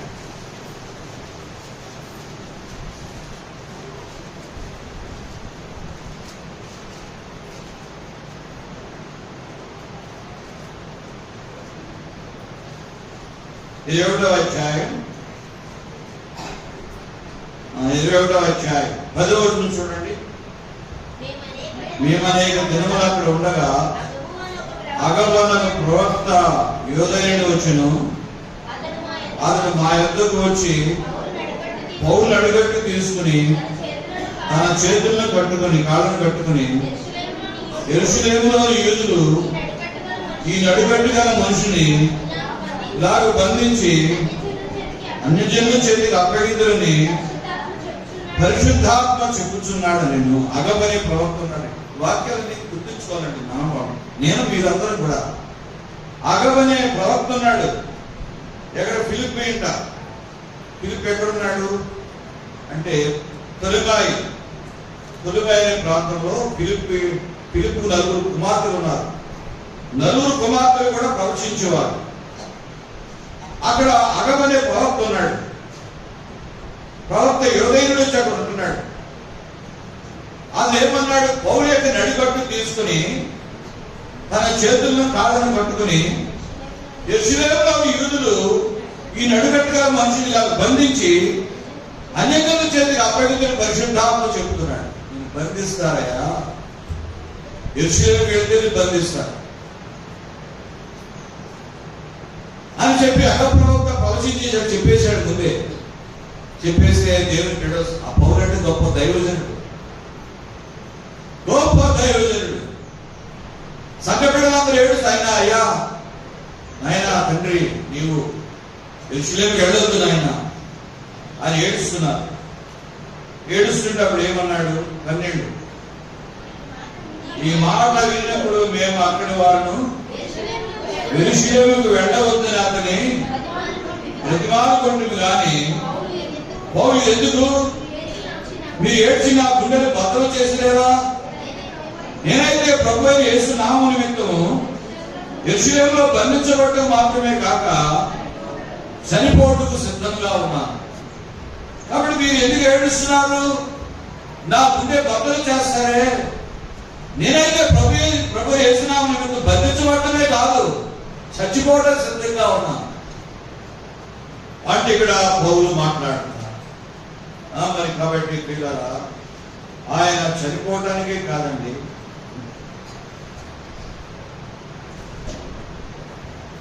చనిపోవటం ఆయన బంధించబడటానికే కాదు, ఆయన చనిపోవడానికి కూడా మరి సిద్ధంగా ఉన్నారని పౌలు మాట్లాడతారు. అలానే పిల్లరా, ప్రాణానికి కూడా ప్రాణం కొరకు కూడా ఎప్పుడు లెక్క చేయని దైవజనుడు 20వ అధ్యాయం 4వ వచనం 20-24 అయితే దేవుని కృపా సువార్తను గూర్చి సాక్ష్యమించుటేను నా పరుగును నేను ప్రభువైన యేసు పొందిన పరిచర్యను తుదముట్టుకోని నా ప్రాణము నాకెంత మాత్రమును ప్రియమైనది ఎంచుకోవట్లేదు. యేసు పొందిన పరిచర్యను, యేసు పొందిన ఈ పరిచర్య ఎవరిచ్చారు? బాబు ఎవరిచ్చారండి? యేసు ప్రభు ఇచ్చాడు. అందుకే దేవుడు నిలబెడుతున్నాడు. ప్రభు యేసు పొందిన పరిచర్యను, చెప్పండి, ప్రభు యేసు పొందిన పరిచర్యను కుదగొట్టుకొని నా ప్రాణం నాకు ఎంత మాత్రమును ప్రియమైనదిగా ఎంచుకోవట్లేదు. యేసు పొందిన పరిచర్య కొనసాగించడానికి నా ప్రాణం ఎంత మాత్రం ప్రియమైనది ఎంచు. దేశ దేశాలు ప్రపంచాలు తిరిగాడండి, ప్రపంచాన్ని చుట్టుముట్టాడండి, ప్రపంచాన్ని చుట్టుముట్టి ప్రభు సేవ చేసి సంఘాలు కట్టి బలపరిచి క్రైస్తవ సంఘానికి ఎన్నెముకలా ఉన్నాడండి. కాబట్టి ప్రభు యేసు పొందిన పరిచర్య కుదరబడింది. నా ప్రాణం ఎంత మాత్రం ప్రియమైన ఎంచుకోవడం. మీరు నన్ను ఏడ్చి నా గుండె భద్రం చేయండి అన్నిటికీ సిద్ధంగా ఉన్నాను. అలా యెరూషలేముకి వెళ్ళిపోయాడు, యెరూషలేములో బంధించేశారు. ఎక్కడ తీసుకుపోయారు చెప్పండి? రోము తీసుకుపోయారు. రోములో చెరసాలలో పెట్టేశారు. అక్కడి నుంచి కాదు రాశాడు. బతికి సాధించాడు, సచ్చి సాధించాడు. ఎవరి పిల్లలు ఎలా ఉంటారండి? వాళ్ళు బతికి సాధిస్తారు, చచ్చిపోయి సాధిస్తారు. ఆ చెరసాలోని 3 సంవత్సరాలు చెరసాల పత్రికని, రోమా పత్రిక, ఎఫెసు పత్రిక, గలతీ పత్రిక, ఫిలిప్పీ పత్రిక, ఈ పత్రికలు రాశాడు. ఆ పత్రిక సంఘానికి ఎంత వేలు కలుగుతుందా? కాబట్టి బతికి సాధించాడు, చచ్చిపోయి సాధిస్తున్నాడు. ఈనాడు అన్ని చదువుకుని ప్రజలు మేలుకుంటున్నారు. సత్యం అంటే తెలుసుకుంటారు, సేవ అంటే తెలుసుకుంటారు, పరిచర్య అంటే తెలుసుకుంటారు, సంఘం అంటే తెలుసుకుంటారు, దేవుని ఎప్పటిలో తెలుసుకుంటున్నారు. బ్రతికి సాధించాడు, చచ్చిపోయి సాధించాడు. పౌలు ప్రభు యేసు పొందిన పరిచర్యను తుదముట్టించాలని నా ప్రాణం నాకు ఎంత మాత్రం కూడా ప్రియమైనదిగా నేను ఎంచుకోవట్లేదు. కాబట్టి ప్రియులారా, ప్రాణాన్ని దేవుడు లెక్క చేయలేదు. యేసు ప్రభు శిష్యులను అంతసారి చచ్చిపోయారు. యేసు ప్రభు మన దేశాన్ని సువార్త పట్టుకొచ్చాడు. మన దేశాన్ని స్కాటర్ అయిపోయారు. ఆ మొదటి శతాబ్దంలో ఆది అపోస్తులు 12 మంది కదా. యేసు ప్రభు శిష్యులు ఎంతమంది అంటే 12 మంది అంట. వాళ్ళ శిష్యులు కాదు, అపోస్తులు. వాళ్ళ గ్రేడ్ ఏంటంటే వాళ్ళ అపోస్తులు, అందరూ శిష్యులే. వాళ్ళ ప్రత్యేకత ఏంటి? అపోస్తులు. ఈ అపోస్తులు స్కాటర్ అయిపోయారు. ప్రపంచం అంతా ఒక్కొక్కరు దేశం వెళ్ళిపోయారు. వాళ్ళు ఏమి కలిసిమెలిసి లేరండి. ప్రభు వారు త్యాగం చేశారు. ప్రభు గారు త్యాగం చేసి దేశాలు చెల్లిపోయారు. దేశాలు చెల్లిపోయి మరి దేవుని కొరకు వాళ్ళు నిలబడ్డారు. ప్రభు తోమా అనే శిష్యుడు మన దేశం వచ్చాడు. ఆ యొక్క మద్రాసులో ఈ బ్రాహ్మణులందరూ కూడా పొడిచి చంపేశారు. తోమా మన దేశానికి సువార్త ఇచ్చాడు. కాబట్టి ప్రియులారా, ఆ రీతిగా అనేకులు హతసాక్షులు అయిపోయారు. కానీ బెత్లెహేములో హతసాక్షులు అయిపోయారు. ఎవరు చెప్పండి? ఆ యొక్క చిన్న పిల్లలు. మొట్టమొదటి హతసాక్షులు వాళ్ళే. ప్రభు గారు మొట్టమొదటి చచ్చిపోయిన ఎవరు? ఆ చిన్న పిల్లలు. హతసాక్షులు లెక్కలో వచ్చారండి. ప్రభు గారు చచ్చిపోయారు.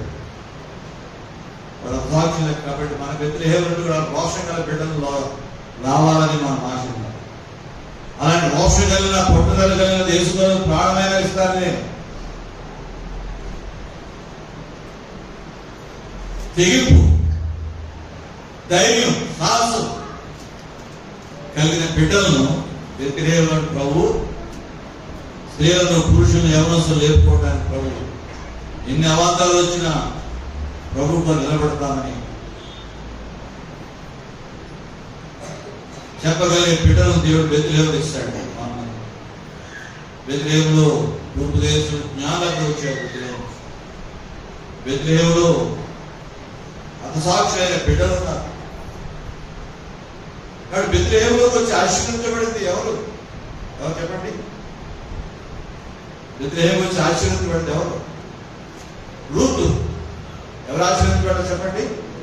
రూతు కదా. బెత్లెహేము విడిచిపెట్టింది ఎవరు? నయోమి. దేశంలో యోదయ బెత్లెహేములో కరువు వచ్చినప్పుడు ఆ యోదయ దేశం బెత్లెహేము విడిచిపెట్టి అడిగి చెప్పండి, అడగండి.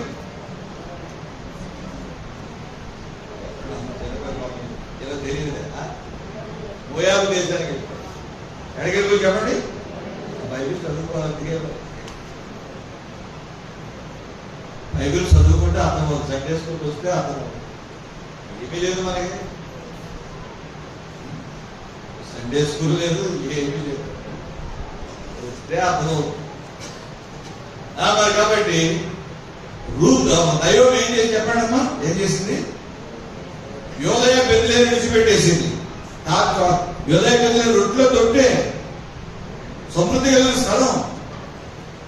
ఆ యోదయ బెత్లెహేము విడిచిపెట్టేసి విడిచిపెట్టేస్తానమ్మా. ముగింపు వచ్చేసింది. మరి స్పెషల్ మీటింగ్ కదా, స్పెషల్ వాక్యం ఉంటుంది. స్పెషల్ మీటింగ్ ఏ వాక్యం కూడా చెప్పండి? స్పెషల్ వాక్యం ఉంటుంది.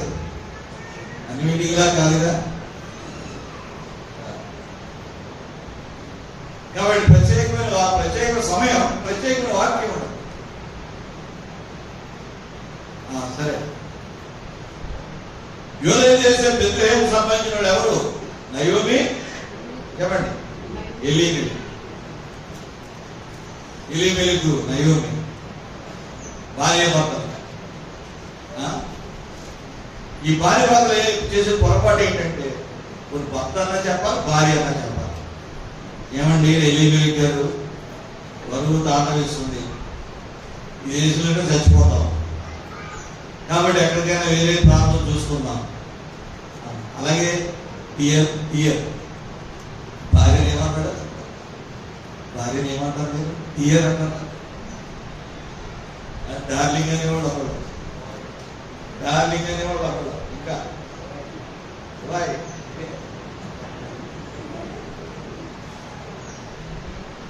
అనేవాడు ఒకడు. నేనే అంటున్నానంటే అన్ని చూస్తారుగా. కాబట్టి వాయ్ అనేవాడు ఒకడు, యామోయ్ అనేవాడు ఒకడు, ఇంకా ఆయన ఎవరో సేవకుడు మైడియర్ అనేవాడు. ఆవిడే డార్లింగ్ అనేది. ఆవిడ డార్లింగ్ అన్న మొగుడు మైడియర్ మాకేం తెలియదు, అలాగే తెలుస్తుంది. కాబట్టి ఇద్దరు ఒకడు కాకపోతే ఒకడన్నా చెప్పలేదు అన్నమాట. ఏమ్మా మరి ఇక్కడ కరువు వచ్చింది, మనం వెళ్ళిపోదాం భార్య అంది. ఏదో తాత్కాలిక బరువు తెచ్చిపోవడమేనా? దేవుడు మళ్ళా సమృద్ధి ఇస్తాడు. కాళ్ళంటే కొండిచి పెట్టేయచ్చా? కాకుంది దాంట్లో విలువైన పదార్థం ఉంది, కాళ్ళని కొండిచి పెట్టేయడం కదా. జాగ్రత్తగా చోట పెట్టుకోవాలి. విడిచిపెట్టితే పగిలిపోతుంది కదా. కాబట్టి కొంచెం కష్టం వచ్చింది, శ్రమ వచ్చింది. నేను సేవకులతో చాలా మంది చెప్పాను, అబ్బాయి మాకేదో ఉండి మేము బ్రతకి సేవ చేయట్లేదయ్యా, మాకుండే కష్టాలు మాకు ఎన్నో ఉన్నాయి, అలాగే ఊపిగా చేసుకోండి, నువ్వు కూడా ఊపిగా చేసుకోవయ్యా అని ఎంతో మంది చెప్పారు. నేనేం లేదు అనేటువంటిది మనం. కాబట్టి ఇక్కడ యేసు ప్రభు సేవకులకు ప్రభువును పొందిన పరిచర్య జరిగించడానికి నా ప్రాణం ఎంత మాత్రం కూడా నాకు ప్రియమైనదిగా ఎంచుకోవడం లేదు. ప్రియమైనది ఎంచుకోకుండా సరిపోవడం. ఆయన యెరూషలేముకు వెళ్ళిపోయాడు. యెరూషలేములో బంధించేశాడు. బంధించేసి వాడెక్కేసి రోమును పంపేశారు. రోములో చెరసాల్లో ఉన్నాడు. చెరసాల పత్రికలు రాశాడు. బ్రతికి సాధించాడు, చచ్చిపోయి సాధించాడు. చచ్చిపోయి సాధించి సంఘానికి ఆఖరి శిరచ్ఛేదం నేను చంపేశాను. ఈరోజు చక్రవర్తి ఏం చేశాడు చెప్పండి? ఇప్పుడే బాణార్పణంగా నా ప్రాణాన్ని దారబోస్తున్నాను. ఆయనకు అర్థమైపోయింది సీన్. బాణార్పణంగా నా ప్రాణాన్ని ఇచ్చేస్తున్నాను. రోమా చక్రవర్తి శిరచ్ఛేదం చేసి పౌరుని చంపేశాడు. అలాగే పేతులు పట్టుకోండి అన్నాడు రోమా చక్రవర్తి. పేతులు పట్టుకున్నాడు. పేతులు పరిగెడుతున్నాడు. పరిగెడుతుంటే ప్రభు అడ్డకు ప్రభు ఎదురొచ్చాడు. అప్పుడు ప్రభు ఎక్కడికి వెళ్తున్నావు? నువ్వు చనిపోవడం భయపడతావు, ఈ స్థానంలో చచ్చిపోవడం వెళ్తున్నావు. వద్దు ప్రభు, నేనే వెళ్తాను, నేనే చచ్చిపోతాను, దయచేసి ఆగే. ఆయన ప్రభు నాగమని వెళ్ళి ఇష్టపోయిన అప్పు చెప్పుకున్నాడు. నేను ఎదిగే పేతులు నేనే, మీరు కోరుకునే పేతులు నేనే, పట్టుకోండి అన్నాడు. పట్టుకున్నాడు. వినయంగా చెప్పుకున్నాడు, నేను యేసు ప్రభువునే సిలువ వేయబడ్డాడు, పోతుండే కాదు. నన్ను తలక్రిందులుగా సిలువ వేయడు, తల క్రింద పెట్టి కాళ్ళు పైకి సిలువ వేయడు. ఆ పేతులు తలక్రిందులుగా సిలువ వేశారు. సిలువ వేసి చంపేశారు. దోమాని ఇక్కడ చంపేశారు. యాకోబు అక్కడ చచ్చిపోయాడు. స్కాటర్ అయిపోయి చెదిరిపోయి ఆయా దేశాల్లో హతసాక్షులు అయిపోయారు. అదే సంఘానికి పునాది రోజున ఆ రక్తమే, సాక్షుల యొక్క రక్తమే ఈనాడు సంఘానికి పునాది. కాబట్టి పిల్లరా, అలాగే ప్రభు కొరకు మనం కూడా సాక్ష్యం అవ్వాలి. ప్రాణాన్ని నాకు ఎంత మాత్రం ప్రియమైనది కాదు, ముఖ్యమైన ప్రాణం ప్రభు కోసం అనిపించాడు. టైం వస్తే అవసరం లేదు. ప్రాణాపాయం వచ్చిన మరణం వరకు నమ్మకంగా ఉండు. నేను నీకు ఏమిస్తానంటే చెప్పండి, జీవం కిరీటం. సరే, ఆ భాగం అయిపోయింది. ఇప్పుడు ఎక్కడికి వచ్చా చెప్పండి, ఎక్కడికి వచ్చా? ఎవరి దగ్గర వచ్చా? నయోమి, ఎలీమి. వీళ్ళిద్దరూ మాట కలుపు. ఎందుకు? ఎస్కేప్ అవడం, తప్పించుకోవడం.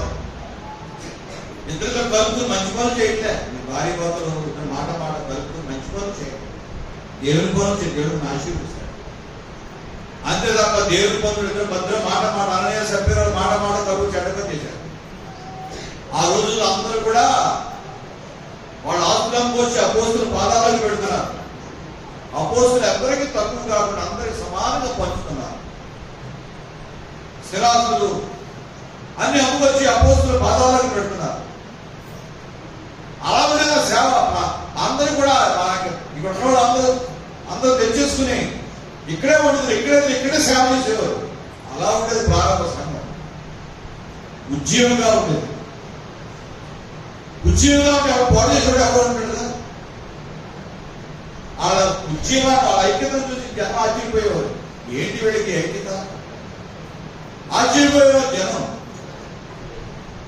అలాంటి పరిస్థితుల్లో ఆశ్చర్యపోతా ఉంటే బాగా సాగుతుంటే అది పాడు చేయడం ఎవరు ఉంటాడు. అననీయ సభ్యురాలు ఏం చేశారు చెప్పండి? ఆ కొంత పొలమని కొంత దాచుకుని తెచ్చి కొంత అపోస్తుల పాదాలకు పెట్టారు.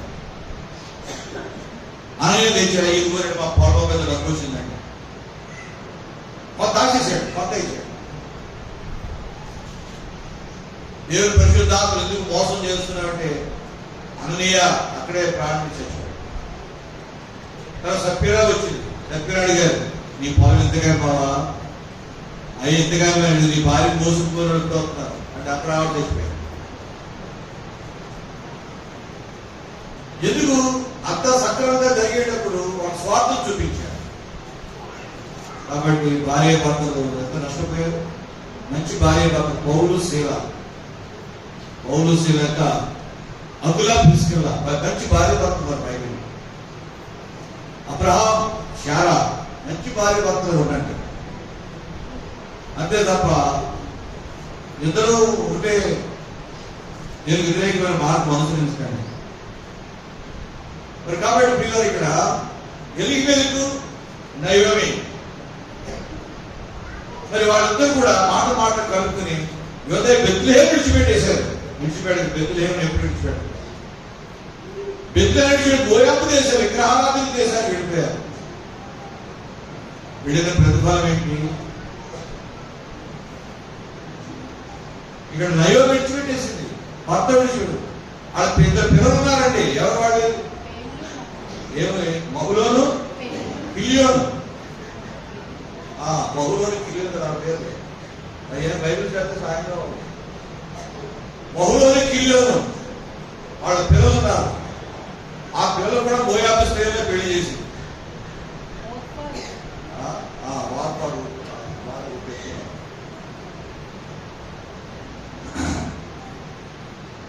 కాబట్టి నిన్న సగం పారాగ్రాఫ్ చెప్పింది నాకు ఇంగ్లీష్. నాకు అర్థం అవ్వలేదు. అది ఎంత చదివినా ఆ అమ్మాయిని పిలుస్తున్న అమ్మాయి పారాగ్రాఫ్ అర్థం చెప్పాను. అర్థం చెప్పి చక్కగా చెప్పి నాకు అర్థమయ్యేదో చెప్పేసి నాకు ఆ మాత్రం అర్థం ఇంగ్లీష్ మాకు అర్థం అవుతారు. అమ్మాయి అర్థం మంచిదే. ఇంకా వార్పా రూట్ కూడా చెప్తున్నారు. మరి కాబట్టి ఏంటంటే ఆ ఇద్దరు కుమారులు తీసుకెళ్ళిపోయారు. యోసేపు బెత్లెహేము విడిచిపెట్టేసి బెత్లెహేము రొట్టెలో చుట్టే బెత్లెహేము విడిచిపెట్టారు. మందిరాన్ని విడిచిపెట్టారు. వెళ్ళి బాగున్నది ఏం లేదు. ఎలిమెలెకు చచ్చిపోయాడు. ఇద్దరు మోయాబు స్త్రీలను పెళ్లి చేసింది, వాడు చచ్చిపోయాడు. వాళ్ళు చచ్చిపోయిన తర్వాత ఎందుకు ఈ కర్మ? యోసేపు బెత్లెహేము విడిచిపెట్టి అని అతను లేదు అక్కడ. ఈమెకే పరుగు వచ్చేసిందా? ఈమెకే గొప్ప కొలిగిపోయిందా? కాబట్టి ఈమె వచ్చేసి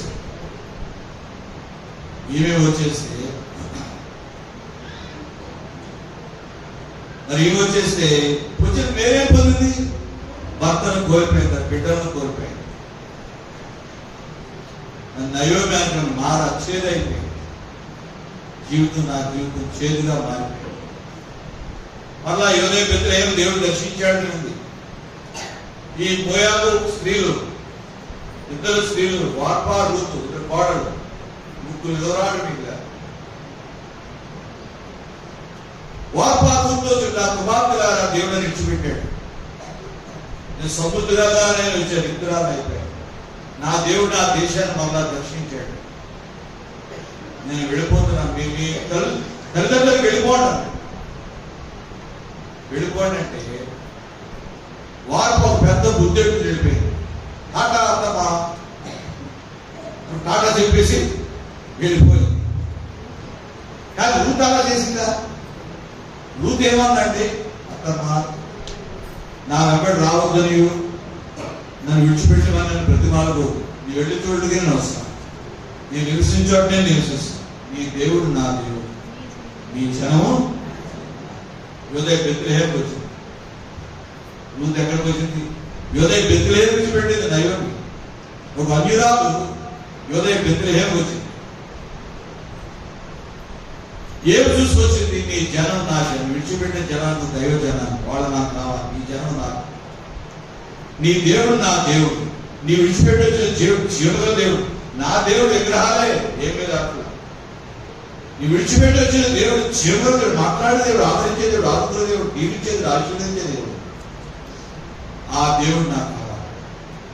మూడవదిగా నీ ముందు పొందు చూడు, నాకు నీ ముందు పొందే చూడు, పునరుత్థానంతో కూడి చూడు, చనిపోయిన లేక నిరీక్షణతో కూడి చూడు. ఆ చూడు నాకు కావాలి. నీ దేవుడు నా దేవుడు, నీ జనం నా జనం, నీ ముందు పొందే చూడు నాకు కావాలి. విశ్వాసంతో యోదయ బెత్లెహేముకు వచ్చింది. బెత్లెహేముకు వచ్చి ఏం చేస్తుందండి? అత్తమలీడికే అమ్మా మరి బోధులు వచ్చినట్టు అందరూ నయం వచ్చింది, నయం వచ్చింది, నయం వచ్చింది. నాకు నయం అనకండి అమ్మ మార ఏమైనా మిగిల్చిందా? బిల్డింగ్ లాంగ్వేజ్ బిల్డింగ్ లాంగ్వేజ్ లోగుడు లాగా ఉంచిందా? అన్ని అమ్మ ఏమి లేవు అక్కడ, ఏదో చెప్పని లేదండి. ఎట్లాంటి కాబట్టి నయం రూత్ అడిగింది, అమ్మా అత్తమ్మా నేను ఎవరి కటాక్షం పొందగలను వారి వెనకాల పరిగెత్తుకు వస్తానమ్మా. వీడు నా కుమారి. ఎంత అత్త కోడల మధ్యలో ఎంత మంచి సంబంధం ఉందో చూసారా? మీ కోడలు మీరు అలా అమ్మా కుమారి అంటున్నారు మీరు. అన్నారు చెయ్య ఇంకా అలాగేదంటే బాగుంటుంది. ఇప్పుడు ఇద్దాం. కాబట్టి కోడల్ని దూషించేవాడు అత్తలకి, అత్తల్ని కూడా ఏడిపించే కోడలు ఉంటారు, ఆడ ఉంటారు. అత్త దగ్గర చొక్కలు చూపించేవాడు కోడలు ఉంటారు. అలా ఉన్నాడు చేయాలంటే అత్తను ప్రేమించేవాడు చేయాలంటే అబ్బో చాలా మంది ఎత్తారు. మరి కాబట్టి మన ఉద్యోగం గారు పర్లేదంటే ప్రేమిస్తున్నాం మరి. కాబట్టి కుమారి వెళ్ళమ్మ అంది. ఎవరు? నయోమి. చూసారా? అంత అత్త గైడెన్స్ అంత అత్తదే, నడిపింపు అంత అత్తదే, తందేమీ లేదు. అత్త చేతులు అత్త కంట్రోల్లో ఉంటుంది, అత్త కంట్రోల్లో ఉంటుంది. ఎవరు? రూతు. వినయంగా వెళ్ళి ఆ పరిగెడుతున్నాము యోదయ బెత్లెహేములో ఆ పొలాల్లో పడి పరిగెడుతుంది. పనుల్లో చేయగలరు. చాలా యోగ్యురాలు ఆమె. రూతు చాలా యోగ్యులు. కొన్నిసార్లు పరిగెడ పన మంచి విధంగా పరగలు పోసేద్దాం, బుట్టలో పెట్టేస్తాం. ఆ పరిగెడు పనులు పక్క పొలాల జోలికి వెళ్తారు. మా చిన్న పొలాలు పరిగి ఉండేది పక్కన అమ్మఒడి అని బాగుంది. మరి కాబట్టి ఆమె పనులకి వెళ్తే పరిగెడుకుంటుంది. పరిగెడుకుంటుంటే ఎవరి పొలంలోకి వెళ్ళిందండి? ఎవరికి చెప్పడమ్మా? ఓయసు. ఓయాసు కాదు, ఓయసు అంటే సరిపోదు. ఓయసు అంటే సరిపోదు. ఓయాసు కాదు, బోయలు పొలంలో వెళ్ళింది. బోయలు పొలంలో వెళ్ళి పరిగెడుతుంది. బోయలు పొలంలో వెళ్ళి పరిగెడతా ఉంటే అప్పుడు బోయలు పొలంలోకి వచ్చాడు. పొలంలోకి వచ్చిన పనులు ఏమన్నా తెలుసా? దేవుడు నీకు తోడైండు దాకా. బోయలు ఏమన్నా పనులు వచ్చినాడు, రైతులు పొలంలోకి వచ్చినాడు ఏమన్నారు?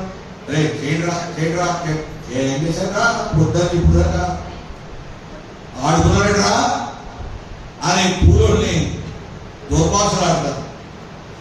కానీ బోయలు పొలంలోకి వచ్చిన ఏమన్నా తెలుసు? పర్వాలేదు ఏమన్నాడమ్మా? దేవుడు మిమ్మల్ని ఆశీర్వదించిన కాక, తోడైండు కాక.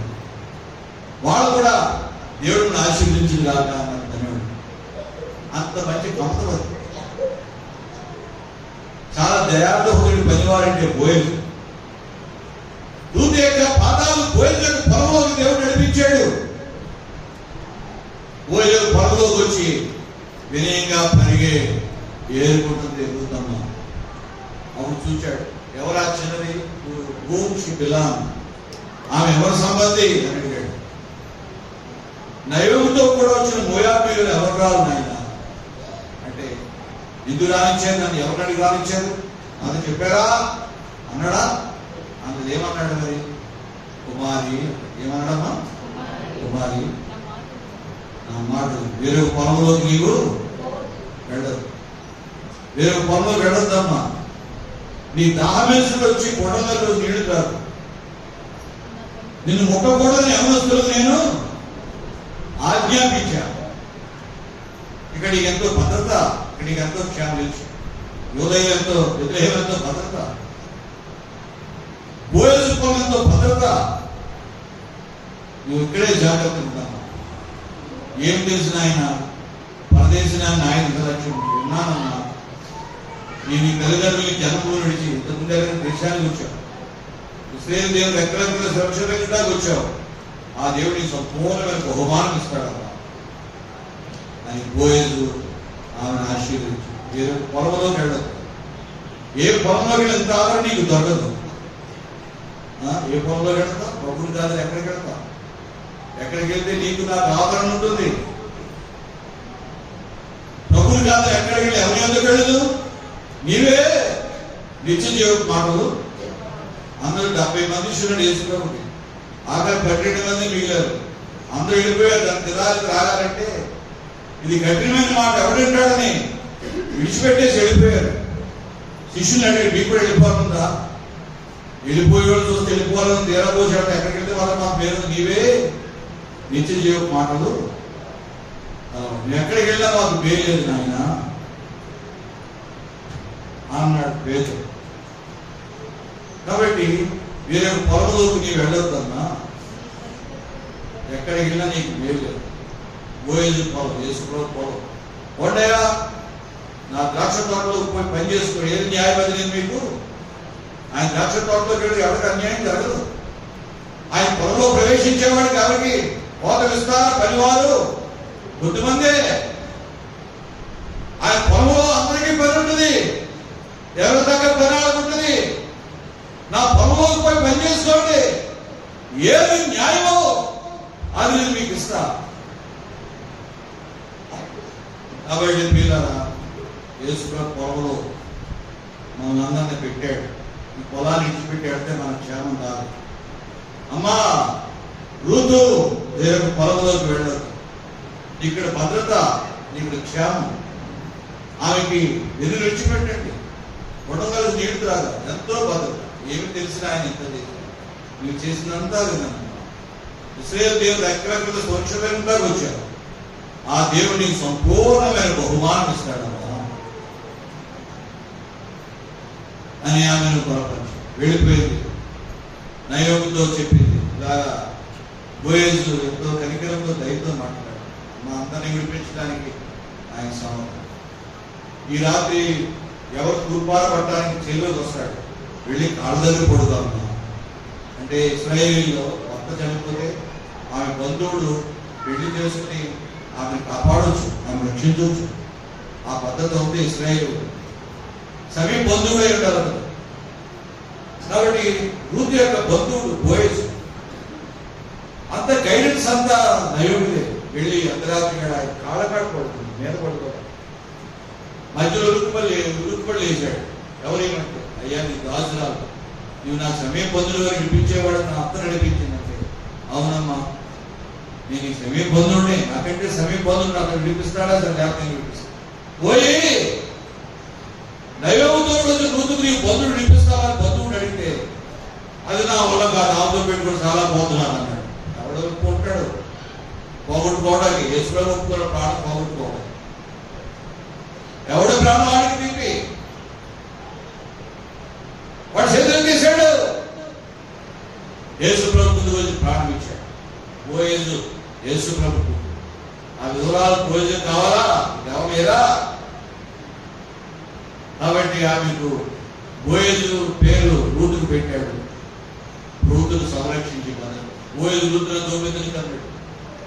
ఓబేదు యెషయా దావీదు యేసుక్రీస్తుని కన్నాడు. వన్యురాలు యేసుప్రభు ఉపశావాడు బెత్లెహేం ఆశ్రయించింది. యోదయ బెత్లెహేంలోకి రూతు వచ్చి ఆశీర్వించబడింది. యోదయ బెత్లెహేం విడిచిపెట్టింది. నయోమి అన్ని కోల్పోయింది. బెత్లెహేముల ఆశీర్వాదం. బెత్లెహేములకు ఎప్పుడు ఇచ్చిపెట్టు, దేవుని మందిరాన్ని ఎప్పుడు ఇచ్చిపెట్టు. నీకు ఆశీర్వాదం ఇక్కడే ఉంది, ఎక్కడా లేదు.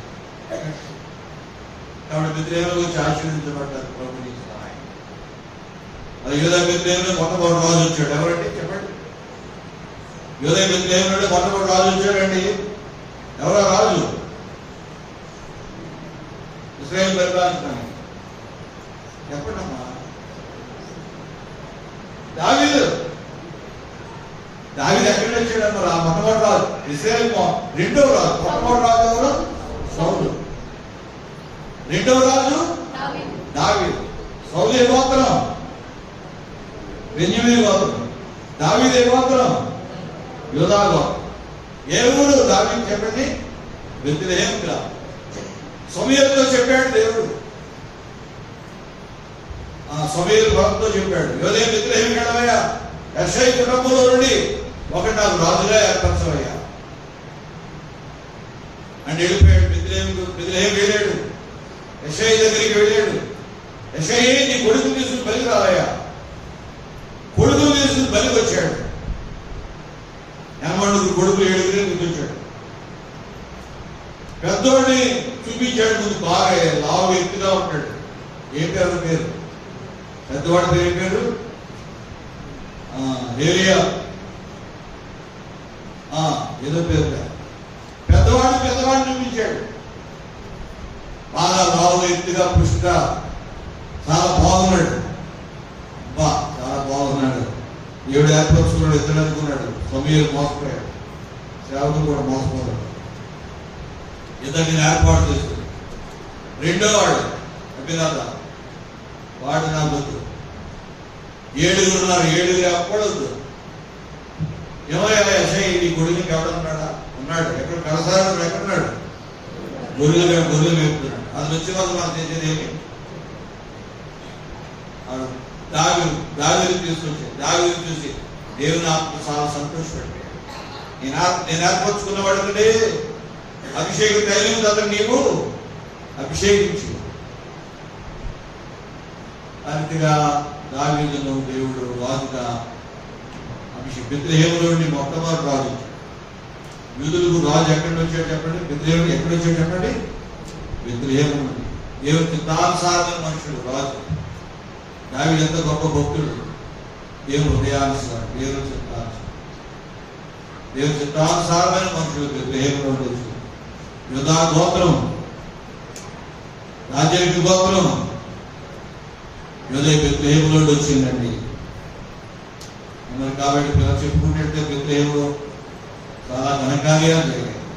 అలాగే ఎన్నో ఘనకార్యాలు మన మధ్యలో దేవుడు జరిగించి బెత్లెహేములో జరిగించి మనలో మన కుటుంబాలను కాపాడి సంరక్షించి భద్రపరచును.